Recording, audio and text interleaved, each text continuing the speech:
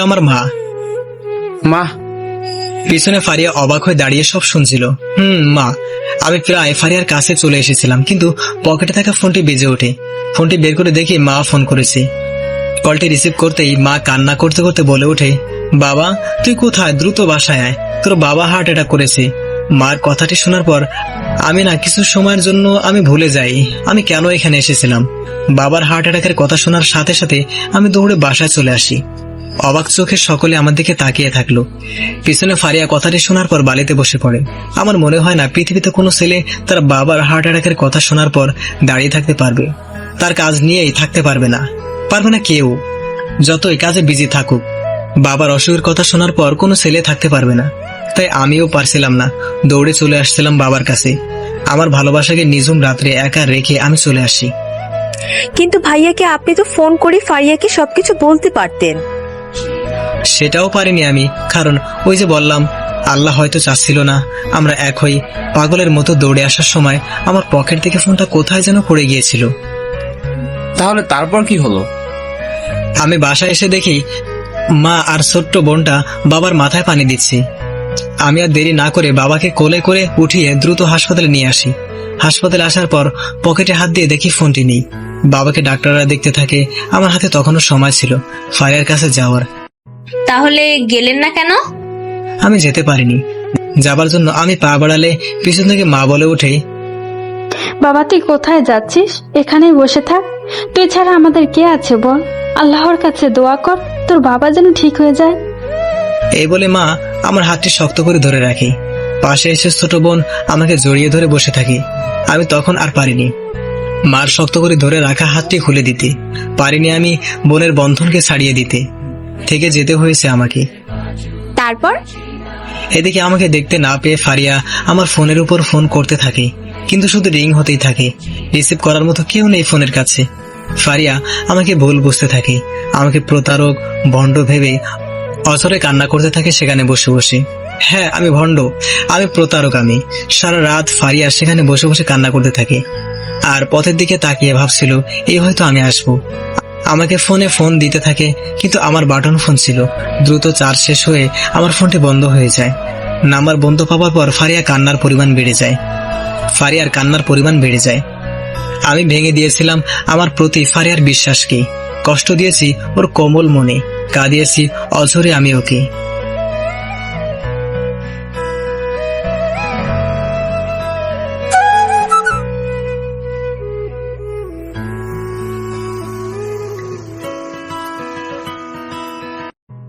এদিকে আমাকে দেখতে না পেয়ে ফারিয়া আমার ফোনের উপর ফোন করতে থাকে, কিন্তু শুধু রিং হতেই থাকে। রিসিভ করার মতো কেউ নেই ফোনের কাছে। ফারিয়া আমাকে ভুল বুঝতে থাকে, আমাকে প্রতারক ভণ্ড ভেবে অঝরে কান্না করতে থাকে সেখানে বসে বসে। হ্যাঁ আমি ভণ্ড, আমি প্রতারক। আমি সারা রাত ফারিয়া সেখানে বসে বসে কান্না করতে থাকে আর পথের দিকে তাকিয়ে ভাবছিল এই হয়তো আমি আসবো। আমাকে ফোনে ফোন দিতে থাকে, কিন্তু আমার বাটন ফোন ছিল। দ্রুত চার্জ শেষ হয়ে আমার ফোনটি বন্ধ হয়ে যায়। নাম্বার বন্ধ পাওয়ার পর ফারিয়ার কান্নার পরিমাণ বেড়ে যায়। আমি ভেঙে দিয়েছিলাম আমার প্রতি ফারিয়ার বিশ্বাসকে। কষ্ট দিয়েছি ওর কোমল মনে, কাঁদিয়েছি অঝরে আমি ওকে। কিন্তু আপনি তো পরে ফারিয়ার কাছে যেতে পারতেন, যেহেতু ফারিয়া ওখানে সারা রাত ছিল। তাও পারিনি আমি, কারণ বাবাকে দেখার পর ডাক্তার আমাদের কাছে এসে বলে, শুনুন, এবারের মতো আপনাদের বাবা বেঁচে গিয়েছে। খেয়াল রাখবেন উনি যেন কোনো বিষয় নিয়ে আর চিন্তা না করেন। আচ্ছা আমার বাবা এখন কেমন আছে? ভালো আছে, কিন্তু কি? আপনার বাবা আর বিছানা থেকে উঠতে পারবে না। উনি ঘরে পড়ে গিয়েছেন, উঠে দাঁড়ানোর ক্ষমতা হারিয়ে ফেলেছেন। কি বলছেন এগুলো আপনি? আমার মাথায় যেন আকাশ ভেঙে পড়ে, কারণ বাবা যে ছিল আমাদের সংসারের একমাত্র পরিচালক। কি বলছেন আপনি এগুলো? দেখুন, সব আল্লাহর হাতে, আল্লাহর উপর ভরসা রাখেন। বাবা এ কি হলো রে আমাদের? তোর বাবা কি কখনো আর ঠিক হবে না? মা তুমি কান্না করো না, সব ঠিক হয়ে যাবে, সব কিছু ঠিক হয়ে যাবে। আমি তাই আর যেতে পারিনি ফারিয়ার কাছে। বাবা মা বোনকে এই অবস্থায় রেখে যদি আমি চলে আসতাম, তাহলে আল্লাহ আমাকে কখনো ক্ষমা করতো না। এই সমাজ, এই জাতি আমাকে ক্ষমা করতো না। তাহলে আপনারা দুজন এক হতে পারলেন না? না, শেষ হয়ে যায় আমাদের ভালোবাসা। ফারিয়া ওখানে বসে বসে সারা রাত কান্না করতে থাকে। সকালে ফারিয়া শেষ চেষ্টা করে আমার ফোনে, নাম্বার বন্ধ পেলে তার বাবাকে ফোন করে, আর তার বাবা এসে ফারিয়াকে নিয়ে যায়। এভাবে শেষ হয়ে যায় আমাদের ভালোবাসা। পিছনে দাঁড়িয়ে ফারিয়া এসব শোনার পর সহ্য করতে পারছিল না। ফারিয়া দৌড়ে তার রুমে চলে গিয়ে অঝরে কান্না করতে থাকে। পরের দিন আমার কাছে খবর আসে ফারিয়ার বিয়ে আমার বুঝতে অসুবিধা হলো না। ফারিয়া আমার উপর রেগে তার বাবার ঠিক করা ছেলেকে বিয়ে করতে রাজি হয়েছে। আমি আর ফারিয়ার সামনে যেতে পারিনি, কারণ ফারিয়ার মনে আমার জন্য ভালোবাসাটা মরে গিয়েছিল। তার মনে শুধু জমে রয়েছে আমার প্রতি ঘৃণা আর ঘৃণা। সকলে নীরবে মন খারাপ করে বসে থাকলো আমার ভালোবাসার কাহিনী শোনার পর। তারপর আমি আর কখনো ফারিয়ার খবর নেইনি, আর ফারিয়াও ঘৃণার জন্য আমার খবর নেয়নি। যদি ফারিয়া একবার আমার খবর নিত, তাহলে কখনো ফারিয়া বিয়েতে রাজি হতো না। বুঝলাম। এর জন্যই ফারিয়া ম্যাডাম আপনাকে মেরে ফেলতে চেয়েছিল। মানে? এর জন্যই ফারিয়া সমুদ্রে ধাক্কা দিয়ে আমাকে ফেলে দিয়েছিল।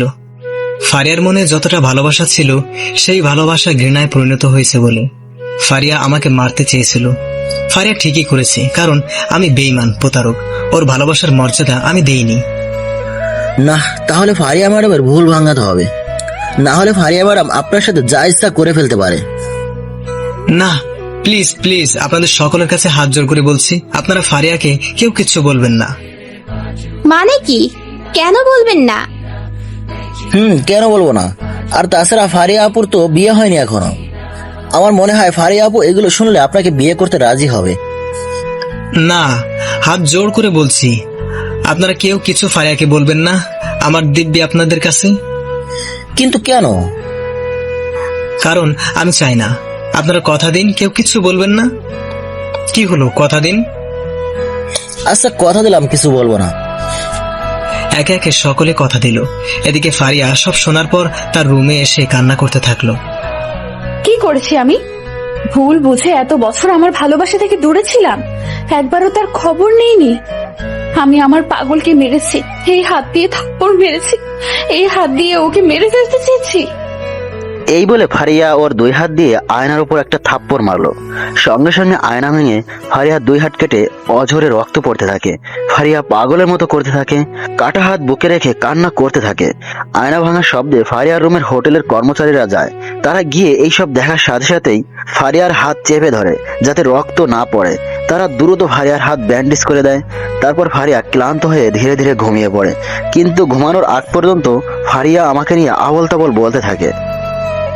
আমি জানতাম ফারিয়া সত্যিটা শোনার পর নিজেকে ঠিক রাখতে পারবে না, তাই সবাইকে বলতে বারণ করেছি। যাই হোক, আমরা সকলে রুমে চলে আসি। তারপর যা যার রুমে গিয়ে ঘুমিয়ে পড়ি। কিন্তু ফারিয়া যে তার হাত কেটেছে আমরা জানতে পারিনি। সকালে ঘুম থেকে উঠে আমরা সকলে নদীর তীরে গিয়ে হ্যান্ডবল খেলতে থাকি। অবশ্য ভুল বলেছি, আমি খেলছিলাম না, কারণ আমার তো পা মুচকে গিয়েছে। ফারহাত, নাবিলা ওনারা খেলতেছিল। আমি বসে বসে তাদের খেলা দেখতে থাকি। আমার পাশে সুজাতা বসেছিল। সুজাতা খেলা পছন্দ করে না, তাই খেলছিল না। ফারিয়ার ঘুম দেরিতে ভাঙে। তারপর যখন ফারিয়ার ঘুম ভাঙে, তখন ফারিয়া এসে দেখে সকলে খেলা করছে, কিন্তু ফারিয়ার ব্যান্ডেজ দেখে আমি অবাক চোখে তাকিয়ে থাকি। সকলে খেলা বাদ দিয়ে ফারিয়ার কাছে যায়। ম্যাডাম, আপনার দুই হাতে ব্যান্ডেজ কেন? এই রাত্রে ফল কাটতে গিয়ে কেটে গিয়েছে। ফারিয়া হাসি মুখে কিন্তু আমার দিকে তাকিয়ে বলল। আমি অবশ্য চোখ ফিরিয়ে নেই। যদি তাকিয়ে রয়েছে দেখে, তাহলে হয়তো রেগে যাবে। দু হাতে ম্যাডাম কাটলো কিভাবে? কিভাবে জানি না, তবে কেটে গেল। আমার বুঝতে অসুবিধা হলো না ফারিয়া মিথ্যা বলতেছে, কারণ ওর মিথ্যা বলাটা আমার থেকে কেউ বেশি ধরতে পারবে না। তাহলে কি ফারিয়া আমার উপর রাগ করে নিজের হাত কেটেছে? তাই মনে হয় আমি একটি সিদ্ধান্ত নিলাম, আমি এই চাকরি থেকে রিজাইন নেব, কারণ ফারিয়া আমার উপর রাগ করে কখন কি নিজের ক্ষতি করে জানি না। তোমরা খেলা বাদ দিলে কেন? তোমরা খেলো। তারপর সকলে আবার খেলায় ব্যস্ত হয়ে পড়লো, আর সুজাতা আমার পাশে এসে বসলো। এটি দেখে ফারিয়া কিছুটা রেগে গেল, কিন্তু আমার দৃষ্টি ফারিয়ার উপর ছিল। আমার চোখ ছিল ব্রিজের উপর ছোট্ট ফুটফুটে বাচ্চা একটি মেয়ের উপর। মেয়েটি কিছু ফুল এনে বিক্রি করছিল। দৃশ্যটা দেখে আমার মনটা ভালো হয়ে যায়। এদিকে আমার পাশে সুজাতাকে বসতে দেখে ফারিয়াও আমার পাশের সিটে বসার জন্য আসতে থাকে। ফারিয়া আমার পাশের সিটে এসে যেই বসে, আমি সিট থেকে উঠে গিয়ে ওই বাচ্চা মেয়েটির কাছে যেতে লাগলাম। আর ফারিয়াও ভাবলো ওর জন্য আমি উঠে গেলাম, তাই ফারিয়া মন খারাপ করে অন্যদিকে তাকিয়ে থাকলো। কিছুক্ষণ পর আমার দিকে তাকিয়ে দেখলো আমি বাচ্চা মেয়েটির কাছে গেছি। তখন তার ভুল ভাঙলো। সুজাতা আর ফারিয়া আমার দিকে তাকিয়ে দেখছিল। আমি কি করি? আমি বাচ্চা মেয়েটির কাছে যাবার পর, এই মেয়ে, তোমার নাম কি? জি, আমার নাম লতা। আপনি কি ফুল নেবেন? তোতা পাখির মতো সুন্দর করে কথাগুলো বললো। নামটা যেমন সুন্দর, দেখতেও রসগোল্লার মতো সুন্দর। নিব তো। তার আগে বলো, তোমার বাসা কোথায়? তুমি কি করো? আমার বাসা এখানেই। আমি আমার গাছের ফুল বিক্রি করি। তাই? কেন পড়াশোনা করো না? না, করি না। আচ্ছা, আপনি কয়টা ফুল নেবেন? সবগুলোর দাম কত? 150 টাকা। আপনি সবগুলো নেবেন? সবগুলো নিব। আমি 200 টাকার নতুন নোট ওর হাতে ধরিয়ে দিলাম। লতা ফুলগুলো আমার হাতে দেওয়ার আগে আমি বললাম, ফুলগুলো আমার হাতে দেওয়ার সময় তুমি বলবা আই লাভ ইউ। আচ্ছা। এই বলে লতা ফুলগুলো আমার হাতে দিয়ে বলল, আই লাভ ইউ ভাইয়া। I love you too. আমি বুঝলাম লতা আই লাভ ইউর মানে বোঝে না, বাচ্চা তো তাই। এগুলো শুনে সুজাতা আর ফারিয়া হাসতে লাগলো। কিন্তু ভাইয়া, আমার কাছে তো ভাঙতি টাকা নেই। সমস্যা নেই, তুমি প্রতিদিন তোমার গাছের ফুল আমার কাছে বিক্রি করবা। এখন তুমি 200 টাকা রেখে দাও। সত্যি? সত্যি। এরপর মেয়েটি খুশিতে টাটা বলে চলে গেল, আর আমি ফুলগুলো হাতে নিয়ে হাসতে হাসতে এদিকে আসতে লাগলাম। আমি দেখলাম ফারিয়া আমার পাশের সিটে বসেছে, কিন্তু ফারিয়ার মুখে মুচকে হাসি ছিল, যে হাসিটা আজ 3 বছর পর আমি ফারিয়ার মুখে দেখলাম। আমি ফুলগুলো নিয়ে এসে সুজাতাকে দিলাম। মন চাচ্ছিল ফারিয়াকে দিতে, কিন্তু ফারিয়া যদি রেগে যায় এই ভেবে আর দিলাম না। ধন্যবাদ। ওয়েলকাম। এটি দেখে ফারিয়া ওখান থেকে উঠে চলে গেল। আমার কেন জানি মনে হলো ফারিয়া ফুলগুলো নিতে চাইছিল। তারপর আর সারাদিন ফারিয়াকে দেখিনি। যাই হোক, আমি বুঝতে পারছিলাম ফারিয়া আমার জন্য বিরক্ত। তা আমি ঠিক করলাম আজ রাতে ফারিয়ার রুমে গিয়ে রিজাইনের কথা বলবো। তারপর রাত্রে আমি ফারিয়ার রুমে গেলাম। ম্যাডাম, আসতে পারি? জি আসুন। আমি ভিতরে যাবার পর, কিছু বলবেন? ম্যাডাম, আমি জানি আমি আপনার জন্য বিরক্ত। আমার জন্যই আপনি আপনার হাত কেটেছেন। আপনাকে এসব কে বলেছে? কেউ বলেনি, কিন্তু আমি জানি। তাই আমি ঠিক করেছি আমি চাকরি থেকে রিজাইন নেব। হোয়াট? চিন্তা করবেন না, আমার মতো প্রতারকের চেহারা আপনাকে আর দেখতে হবে না। বলতে থাকুন। ফারিয়া মনোযোগ সহকারে আমার কথাগুলো শুনতে লাগলো। মনে হচ্ছিল আমি জোকস বলতেছি, আর ফারিয়া তা মজা করে শুনতেছে। আর কি বলবো ম্যাডাম, এখন থেকে যাওয়ার পর আমি চাকরি থেকে রিজাইন নিয়ে নেব। আপনার বলা কি শেষ হয়েছে? এখন কি আমি কিছু বলতে পারি? আমি কিছুটা অবাক হলাম। আচ্ছা বলুন তো, আপনাকে কে বলেছে আপনি আমার কোম্পানিতে চাকরি করেন বলে আমি বিরক্ত হই? কেউ না ম্যাডাম। তাহলে এখানে এসে এসব বলার মানে কি? ও বুঝেছি, বেতন কম বলে রিজাইন নিতে চাচ্ছেন। অন্য কোথায় চাকরি পাইছেন? না ম্যাডাম, আপনি ভুল বুঝছেন, ওরকম কিছু না। আমি তো সারা জীবন ভুলই বুঝে গেলাম। মানে কিছু না, কেন রিজাইন নিতে চাচ্ছেন তাই বলুন। না মানে ম্যাডাম, আমার মনে হলো আপনি আমার উপর বিরক্ত, তাই রিজাইন নিতে চাইছি। এইরকম মনে হবার কারণ? এই যে আপনার 2 হাত কেটেছেন, এটি দেখে। আজব তো, আপনি বলতে চাচ্ছেন আমি ইচ্ছে করে আমার হাত কেটেছি? আপনি ইচ্ছা করে কেটেছেন। আজব, আপনি কি দেখেছেন যে বলতেছেন আমি ইচ্ছে করে কেটেছি? না ম্যাডাম, কিন্তু আমি জানি আপনি ইচ্ছা করে হাত কেটেছেন। কিভাবে জানলেন? আপনার চোখ। কি হলো, থেমে গেলেন কেন? যদি বলি আপনার চোখ দেখে, তাহলে হয়তো থাপ্পড় খেতে পারি, কিন্তু আপনি মিথ্যা বলছেন। আপনি ইচ্ছা করে হাত কেটেছেন, সেটি আমার জন্যই। হ্যাঁ, আমি ইচ্ছে করে হাত কেটেছি। আমার মন চেয়েছে আমি হাত কেটেছি। এই হাত দিয়ে অনেক পাপ কাজ করেছি আমি, এর জন্য ওকে শাস্তি দিয়েছি। এতে আপনার কি? আর আমি কোন দুঃখে আপনার জন্য হাত কাটতে যাব? কে হন আপনি আমার? মন খারাপ করে কিছুটা জোরে কথাগুলো বললাম। আমার মতো বেঈমান মানুষ কি কারো কিছু হতে পারে? আমি মাথা নিচু করে বললাম। ফারিয়া কিছু না বলে আমার দিকে কেমন যেন চুপ করে তাকিয়ে থাকলো। আমিও চুপ করে থাকলাম। যান আপনি এখন, আর কোনো রিজাইন হচ্ছে না। আমি আর বেশি কিছু না বলে চুপচাপ চলে আসতেছিলাম। শুনুন। জি। আপনার বেতন কত যেন? জি ম্যাডাম, 20,000 টাকা। ওকে, এই মাস থেকে আপনার বেতন 40,000 টাকা। এই কি শুনলাম আমি? আর কালকে সকালে মানে ভোরবেলায় আমার সাথে একটি জায়গায় যেতে হবে, রেডি থাকবেন। আচ্ছা, কিন্তু ম্যাডাম 40,000 টাকা বেতন মানে, তাও কোনো কারণ ছাড়া? কোনো সমস্যা? ও বুঝেছি, আপনি ভেবেছেন বেতনের জন্য আমি রেজাইন নিতে চাচ্ছি, তাই বেতন বাড়ালেন। সত্যিই বলছি ম্যাম, আমি বেতনের জন্য রেজাইন নিতে চাইনি। আমার বেতন বাড়াতে হবে না, আমি রেজাইন নেব না। ওই, আপনার সমস্যা কি? এত বেশি বোঝেন কেন? বেশি বোঝা না ম্যাডাম, হঠাৎ করে এত টাকা বেতন কোনো কারণ ছাড়া, বিষয়টা নাটকীয় ম্যাডাম। আমি এত টাকা বেতন নিতে পারবো না। আর একটি বেশি কথা বললে আপনার কপালে কষ্ট আছে। আপনার বেতন যা বলেছি তাই এখন থেকে। যান আপনি এখন, কালকে সকালে রেডি হয়ে থাকবেন। আচ্ছা ম্যাডাম, সরি। আমি আর কিছু না বলে চলে আসলাম। আমি ফারিয়ার কথাবার্তার ধরন বুঝলাম না। আগের মতো রুক্ষভাবে আজ কথা বললো না, আবার হঠাৎ বেতন বাড়ালো। নিজে থেকে রিজাইন নিতে গেলাম, দিল না। আবার বলছে সকালে আমার সাথে কোথায় যেন যাবে। এসবের মানে কি?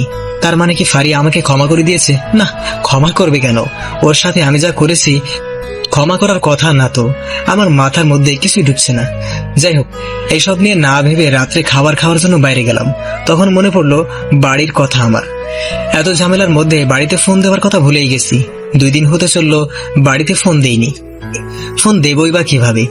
আমার কাছে তো ফোনই নেই, শুধু সিম আছে।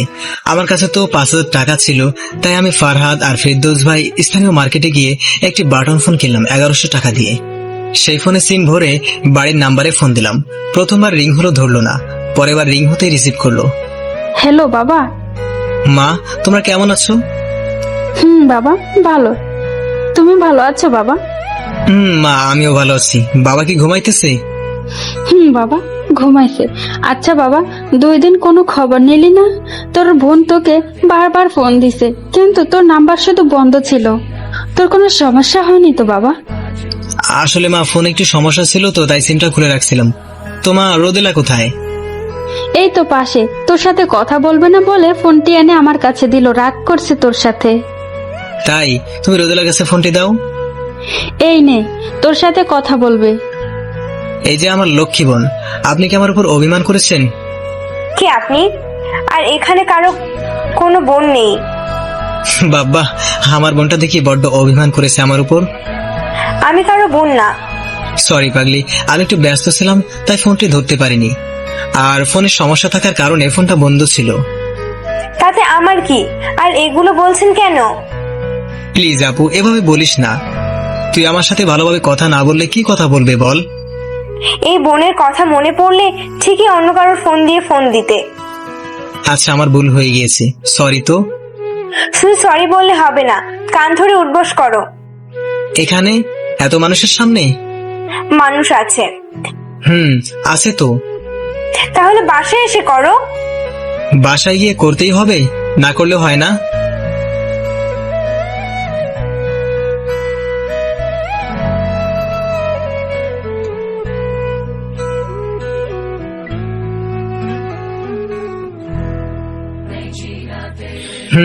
আছে তো। তাহলে বাসায় এসে করো। বাসায় গিয়ে করতেই হবে, না করলে হয় না? তবে আমার জন্য যদি অনেক কিছু নিয়ে আসো তাহলে ধরতে হবে না। আচ্ছা, কি আনবো বলো? তোমার যা ভালো লাগে। আচ্ছা, আনবো। এখন বলো তো আমার বোনটা কেমন আছে? এখন তোমার বোন ভালো আছে। আর আমার ভাইয়া কেমন আছে? তোমার ভাইয়াও এখন ভালো আছে। আচ্ছা, টাকা আছে তো? কি যে বলো ভাই, অনেক টাকা আছে এখনো। 5,000 টাকা দিয়ে গেছো, সামান্য কিছু খরচ হয়েছে কেবল। আচ্ছা, শেষ হইলে আমাকে বলবা। আর এখন ঘুমাও, অনেক রাত হয়েছে। আচ্ছা ভাইয়া, তুমিও ঘুমাও। আচ্ছা, রাখি এখন। আচ্ছা। বোনের সাথে কথা বলার পর ঘুমিয়ে পড়লাম। তারপরের দিন সকাল সকাল ঘুম থেকে উঠলাম, কারণ ফারিয়া বলেছিল কোথায় যেন যাবে। বাইরে এসে দেখি ফারিয়া এখনো বের হয়নি। সুজাতা বাইরে বসেছিল, প্রকৃতির সৌন্দর্য উপভোগ করছিল সুজাতা। আমি সুজাতার কাছে গেলাম। এই যে ম্যাডাম, কি খবর? কি আর খবর, আপনার তো আর দেখাই পাওয়া যায় না। কে বললো দেখা পাওয়া যায় না? এই যে আমি। মজা বাদ দিন তো, এত সকালে ঘুম থেকে উঠলেন কেন? একটু কাজ আছে। আর আপনি এত সকালে উঠেছেন কেন? মনটি খারাপ তাই। ও মা, মন খারাপ কেন? আপনার জন্য। আমার জন্য? আমি আবার কি করলাম? ভাইয়া, দূর থেকে আমাকে ভাইয়া বলে ডাকছিল, কে জানো। আমি তাকিয়ে দেখি কালকে ওই মিষ্টি বাচ্চার লতা মেয়েটি ভাইয়া ভাইয়া বলে আমার দিকে আসছে। তারপর আমার কাছে আসার পর ভাইয়া, আই লাভ ইউ। আমার কাছে এসেই তার হাতে থাকা একগুচ্ছ গোলাপ আমাদেরকে দিয়ে বলল, আই লাভ ইউ টু। আমি ফুলগুলো নিলাম। এগুলো দেখে সুজাতা হাসতে লাগলো। এদিকে কখন যে ফারিয়া পিছনে দাঁড়িয়ে এসব দেখতেছে জানি না। ভাইয়া, কেমন আছো? আমি ভালো আছি, তুমি কেমন আছো মিষ্টি লতা? আমিও ভালো আছি। ভাইয়া, আচ্ছা ভাইয়া, আপুটা হাসছে কেন? এই আপুটা পাগলি তো, তাই হাসতেছে। এটি শুনে সুজাতা আরো জোরে হাসতে লাগলো। ওহো, পাগলি, আমাকে কামড়ে দিবে না তো? না, তোমাকে কামড়াবে না, আমি আছি না। আচ্ছা লতা, তোমার ফুলের দাম কত দিব? 100 টাকা। 100 টাকা কেন? এতগুলো ফুল মাত্র 100 টাকা? আমার তো 100 টাকাই লাগবে। 100 টাকা লাগবে কেন? পরে বলবো, এখন দেও ভাইয়া। লতা আমাদেরকে হাত বাড়ালো। আমি পকেট থেকে 500 টাকার নোট বের করে ওর হাতে দিলাম। আমার কাছে বাংটি টাকা ছিল না, তাই 500 টাকার বেশি দিতে পারলাম না। ভাইয়া, এত টাকা কেন? আমার কাছে তো ভাঙটি নেই। বাংটি লাগবে না, তুমি রেখে দাও। আচ্ছা। এই বলে দ্রুত টাকাটা নিয়ে লতা চলে গেল। বুঝি না মেয়েটি এত দৌড়ের পার থাকে কেন। তারপর আমি ফুলগুলো নিয়ে সুজাতার দিকে ঘুরলাম আর বললাম, আমার জন্য তোমার মনটা খারাপ তাই না? এই নাও ফুলগুলো তোমার জন্য। এখন আশা করি মনটা ভালো হয়েছে। হুম। এগুলো শোনার পর ফারিয়া রাগের চোখে আমাদেরকে তাকিয়ে আছে। তারপর আমি যখন ফারিয়াকে দেখলাম তখন দ্রুত ফারিয়ার কাছে গেলাম। সুজাতা, তুমি থাকো, আমাকে একটু যেতে হবে। এই বলে সুজাতার কাছ থেকে চলে আসলাম। ফারিয়ার কাছে যাবার পর, ম্যাডাম, আপনার জন্য অনেকক্ষণ ধরে অপেক্ষা করছি আমি। দেখতেই পেলাম কি করছিলেন। মানে ম্যাডাম, বুঝলাম না। বুঝতে হবে না আপনার, আসুন আমার সাথে। জি ম্যাডাম, চলুন। তারপর ফারিয়া আমাকে 10 মিনিট ধরে হাঁটালো। আমার পায়ে এমনি সমস্যা, তবে অনেকটা ঠিক হয়ে গিয়েছে। এমন সমস্যা হচ্ছিল না হাঁটতে, তবে ফারিয়ার চেহারার দিকে তাকানো যাচ্ছিল না। রেগে বোমা হয়েছিল। রাগার কারণ আমি বুঝতেছিলাম না। যাই হোক, তবে অনেকদিন পর ফারিয়ার সাথে পাশাপাশি হাঁটতে আমার অনেক ভালো লাগছিল। তবে আগের মতো হাতে হাত নেই, আগের মতো ভালোবাসাটাও নেই। তারপর ম্যাডাম হঠাৎ বলল, সুজাতার সাথে আপনার কি চলছে? মানে ম্যাডাম, বুঝলাম না। আমি না বোঝার মতো কিছু বলিনি। কি চলবে ম্যাডাম সুজাতার সাথে? ফুল দেওয়া, পাশাপাশি বসে হাসাহাসি করা, মনে করছেন কিছু বুঝি না? ম্যাডাম কি বলছেন এগুলো? বন্ধু হিসেবে আমি ওনাকে ফুলগুলো দিয়েছি। বন্ধু না? বন্ধু, শুধু বন্ধুই উনি আমার। বুঝলাম না ফারিয়া কেন এমন করছে। সে আগের দিনের মতো আমি কোনো মেয়ের সাথে কথা বললে আমাকে এভাবে বলতো। তাহলে কি ফারিয়া জেলাস ফিল করতেছে? তাই আমি সুযোগ বুঝে বলে দিলাম, ম্যাডাম, আমাদের মধ্যে যদি কিছু চলে তাহলে আপনার কি? আমাদের মধ্যে কিছু তো হতেই পারে। দাঁড়ান, কি বললেন আপনি? শুনুন, আমার অফিসে এগুলো কিচ্ছু চলবে না, ভদ্রভাবে কাজ করতে হবে। Sorry madam. প্রচুর রেগে গিয়ে বলে, আমি আর কিচ্ছু বললাম না। কিন্তু আমি বুঝতে পারলাম আমার আর সুজাতার মিলামেশা ফারিয়া সহ্য করতে পারছিল না। শুনুন, ওই যে দেখছেন কৃষ্ণচূড়া ফুল গাছ, গাছে অনেক ফুল রয়েছে। যান, গাছে উঠে আমার জন্য ফুল পেড়ে নিয়ে আসুন। মানে কি ম্যাডাম? আমি তো গাছে উঠতে পারি না, আপনি জানেন। আর আমার পায়ের অবস্থা তো আপনি জানেন। আপনার এত কথা তো শুনতে চাচ্ছি না। পারতে বলছি পারবেন। বুঝতে পারলাম ফারিয়াকে রাগিয়ে দিছি বলে আমাকে শাস্তি দেওয়ার জন্য এগুলো করতে বলতেছে।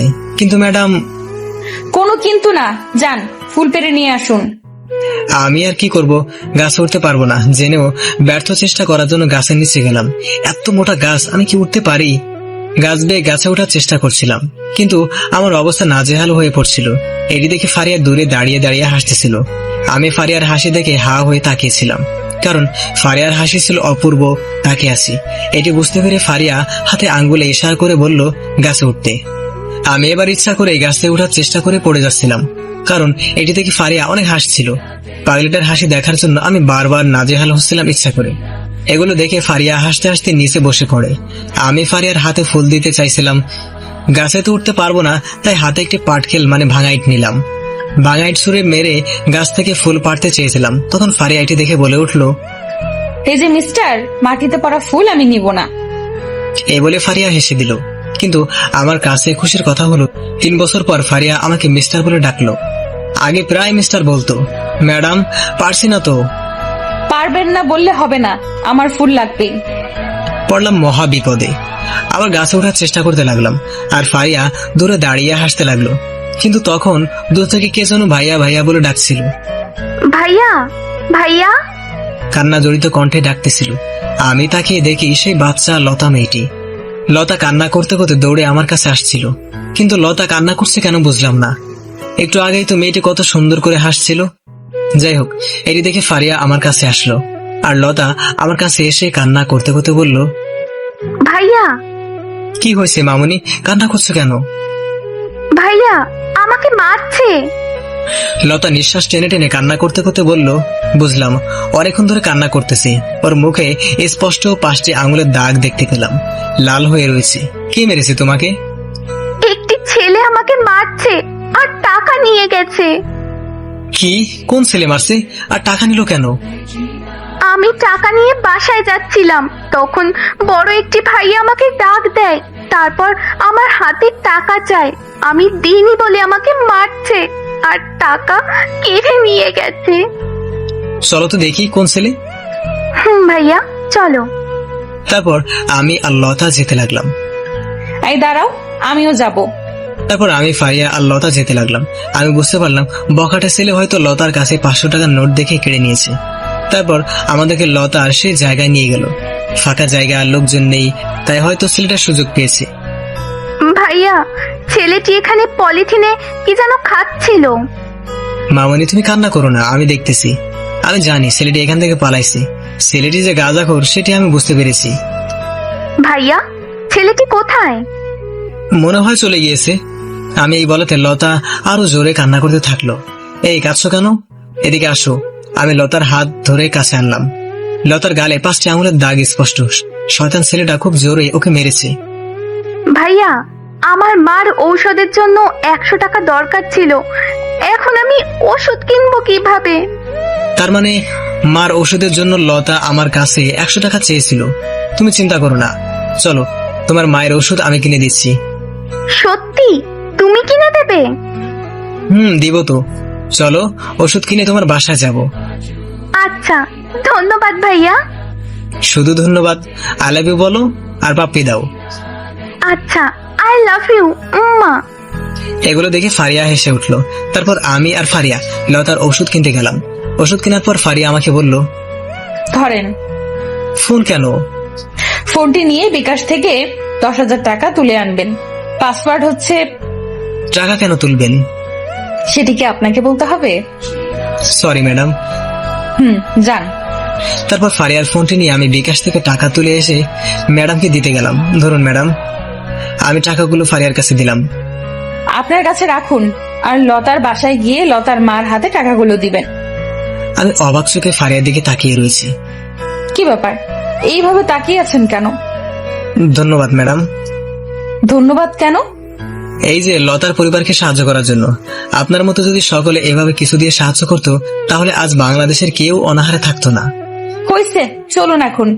তারপর আমরা 3 জন লতার বাসায় গেলাম। লতাদের বাসা ছাপড়ার, অতি সাধারণ একটি ঘর। লতা তার মাকে বাইরে ডেকে আনলো। সালামু আলাইকুম আন্টি। ওয়ালাইকুম সালাম। তোমরা কে বাবা? আন্টি, আমরা এখানে কয়েকদিনের জন্য ঘুরতে আসছি, কিন্তু আপনার মিষ্টি মেয়ের মিষ্টি কথা আমাদের মন জয় করে নিয়েছে। তা ঠিক বলছো, ও মানুষকে খুব হাসাতে পারে। তো বাবা, তোমাদের কোথায় যে বসতে দেই, ভাঙা বাড়ি আমার। মহিলাটি বলতে লাগলো এসব কথা। লতা তার মায়ের হাত ধরে দাঁড়িয়ে মিটিমিটি হাসতেছে। আন্টি, সমস্যা নেই। আপনি এখন কেমন আছেন? জি মা, মোটামুটি ভালো। তোমরা কেমন আছো? জি, আমরাও ভালো আছি। মা, জানো এই ভাইয়া তোমার জন্য ওষুধ কিনে দিয়েছে। তাই এসবের দরকার কি ছিল বাবা? এটা আমাদের কর্তব্য ছিল, কিন্তু আপনি যদি এটি রাখেন তাহলে আমরা অনেক খুশি হব। আমি টাকাটা ওনার হাতে দিলাম। এ কি করছো বাবা, এত টাকা কেন? প্লিজ আন্টি, টাকাটা রাখেন। না বাবা, এটি আমি রাখতে পারবো না। জি আন্টি, আমরা শুধু লতাকে খুশি দেখতে চাই। ওর জন্য হলেও টাকাটা রাখুন প্লিজ। প্লিজ আন্টি, রাখুন। কিন্তু বাবা, এটি কেমন দেখায়? আরে আপনাদের নিজের ছেলে মেয়ে ভেবে রাখুন। বাবা, বাপ মারা মেয়ে আমার, পড়াতে পারি না। তোমরা জানো না তোমরা কত বড় সাহায্য করলে আমার।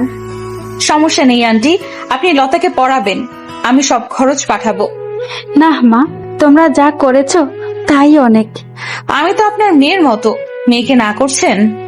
আমি ফারিয়ার দিকে তাকিয়ে আছি। সত্যি বলতে আজকের ফারিয়াকে আমি আগে কখনো দেখিনি, খুব ভালো লাগছে আমার। কিন্তু মা, কোনো কিন্তু না, আপনাদের নাম্বারে বিকাশ খুলে দিচ্ছি আমরা। আপনার আইডি কার্ড নিয়ে আসেন, আমি বিকাশে মাসে মাসে টাকা পাঠাবো। সেটি কি মা? আমি তো কিছু বুঝি না মা।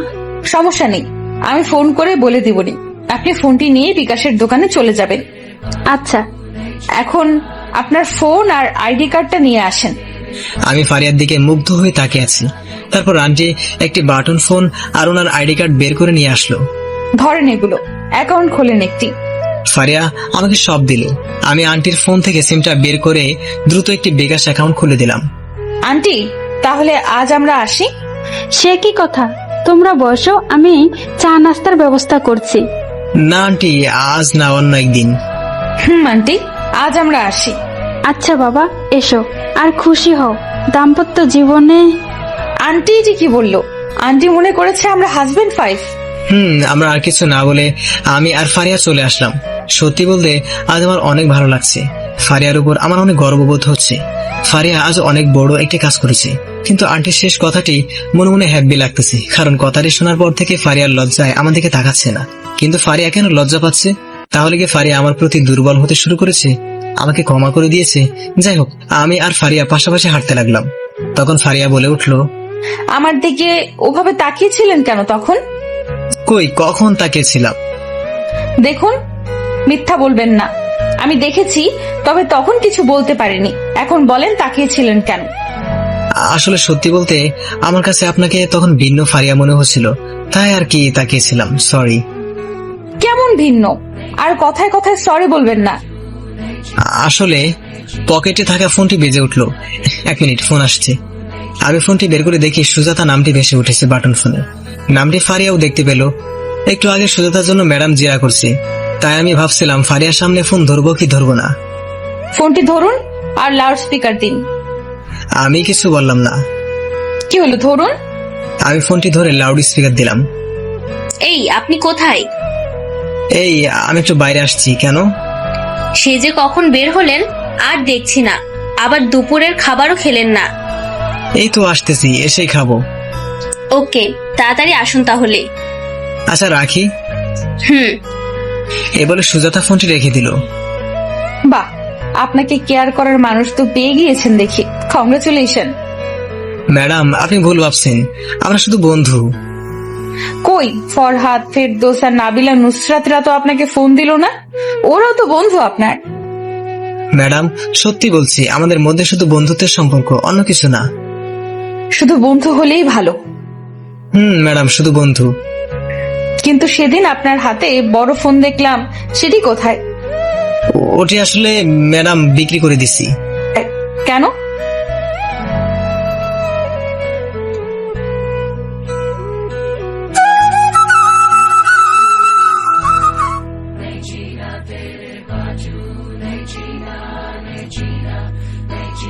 ওটি আসলে ম্যাডাম বিক্রি করে দিছি। কেন? একটি ব্যক্তিগত ম্যাডাম এটি। বুঝতে পেরেছি। কি বুঝেছেন? টাকার দরকার পড়ছিল তাই বিক্রি করছেন? ম্যাডাম, এমন কিছু।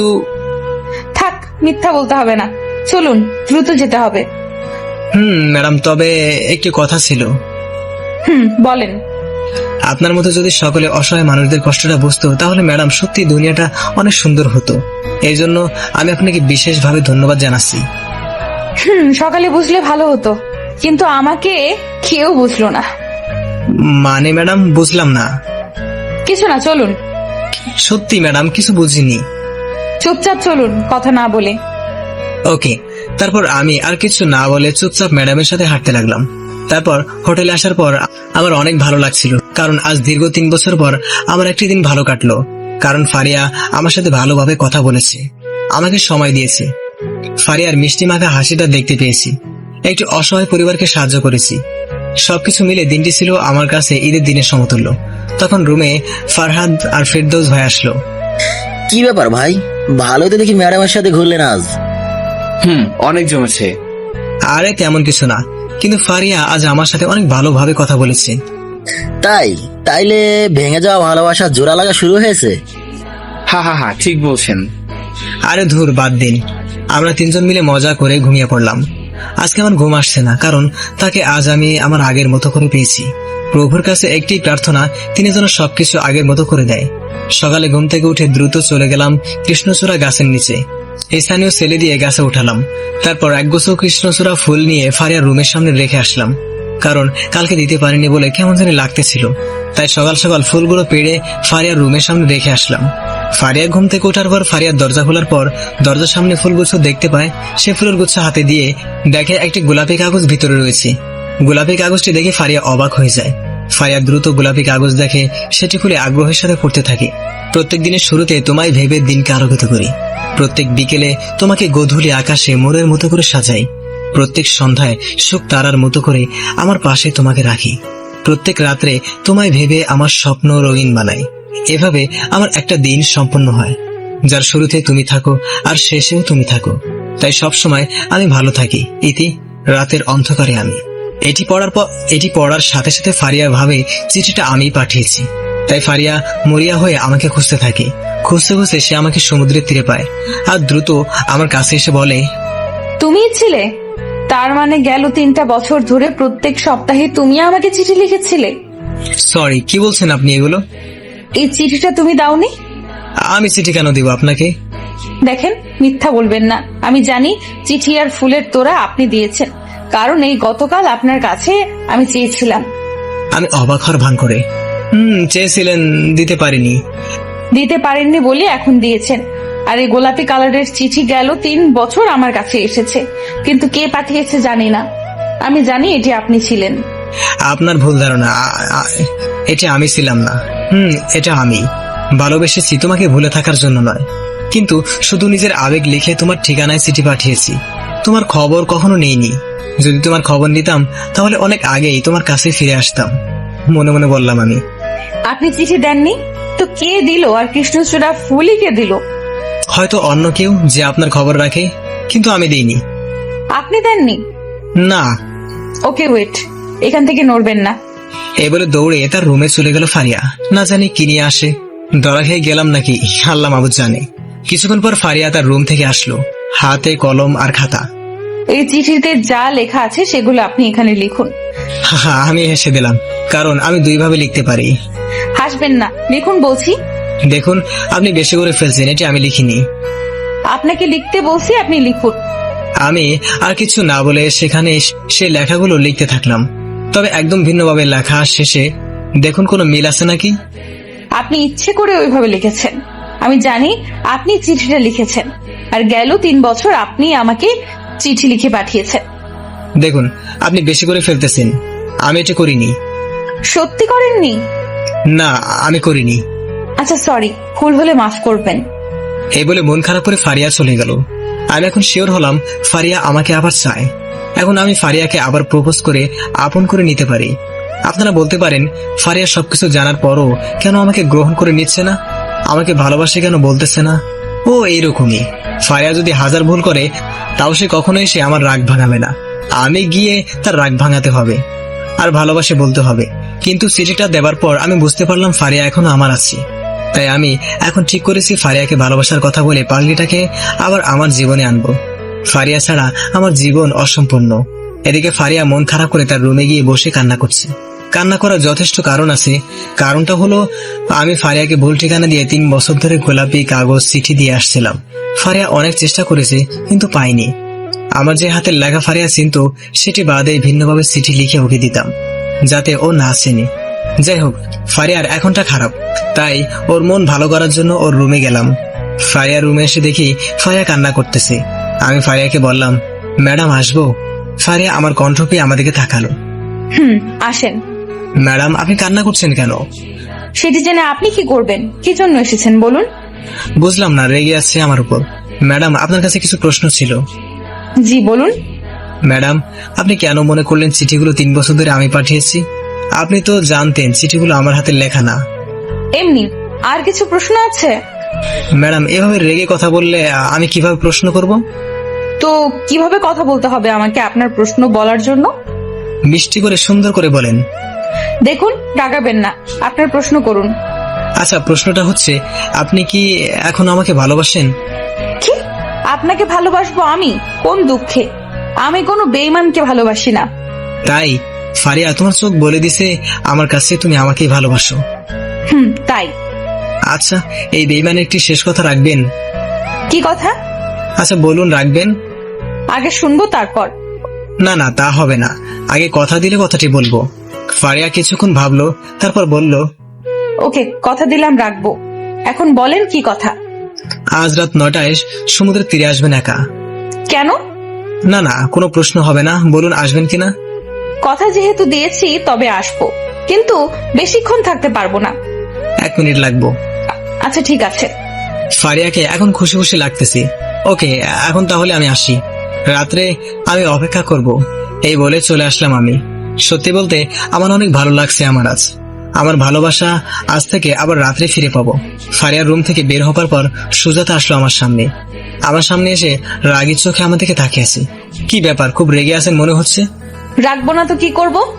আপনাকে আমি খুঁজতে খুঁজতে হয়রান হয়ে গেলাম। ও তাই? তো আমাকে খুঁজছেন কেন শুনি? আপনাকে খুন করব তাই। তাই? কোথায়? হাতে তো কোনো ছুরি দেখছি না।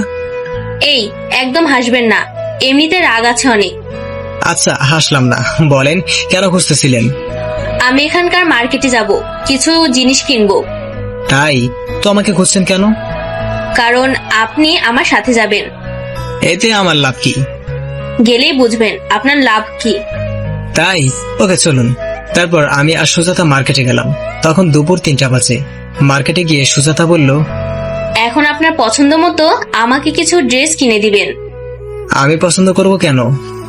আপনি করবেন না তো কে করবে? আপনাকে আনছি তো এর জন্য। আমার যেগুলো পছন্দ হবে আপনার ভালো লাগবে না। আপনার যেগুলো পছন্দ হবে সেগুলো আমি চোখ বন্ধ করে কিনে নেব। তাই নাকি? তাই। ওকে, ঠিক আছে, আমি সবকিছু পছন্দ করে দিচ্ছি। কি কি কিনবেন বলেন। তারপর সুজাতা কি কি কিনবে বলতে লাগলো, আমি পছন্দ করতে লাগলাম। এদিকে বিকাল 4টার সময় ফারিয়া আমাকে খুঁজতে লাগলো ঘুরতে যাবে বলে। আমাকে না পেয়ে ফারিয়া ফারহাদকে ডেকে বলল, আচ্ছা, আলাউদ্দিন কোথায়? ও তো মনে হয় কোথায় যেন গেল। ফারহাদের অবাক হবারই কথা, কারণ ফারিয়া আমাকে খুঁজতেছে বলে। কোথায় গিয়েছে? তা তো জানি না, কিন্তু দেখলাম সুজাতার সাথে কোথায় যেন যাচ্ছে। সুজাতার সাথে গিয়েছে? সুজাতার সাথে গিয়েছে। ওকে, তুমি যাও। ফারিয়ার মনটা খারাপ হয়ে গেল, কারণ সুজাতার সাথে আমি বের হয়েছি বলে। মন খারাপের সাথে রাগও হচ্ছিল সুজাতার। তাই সুজাতা আমার নাম্বারে ফোন করলো। আমি সুজাতার ড্রেস পছন্দ করে দিচ্ছিলাম, তখন আমার ফোনটি বেজে উঠলো। আমি ফোনটি বের করে দেখি ফারিয়ার নাম্বার। যে রিসিভ করতে যাব, এখন কারো ফোন ধরা চলবে না, মার্কেট শেষ করে ধরবেন।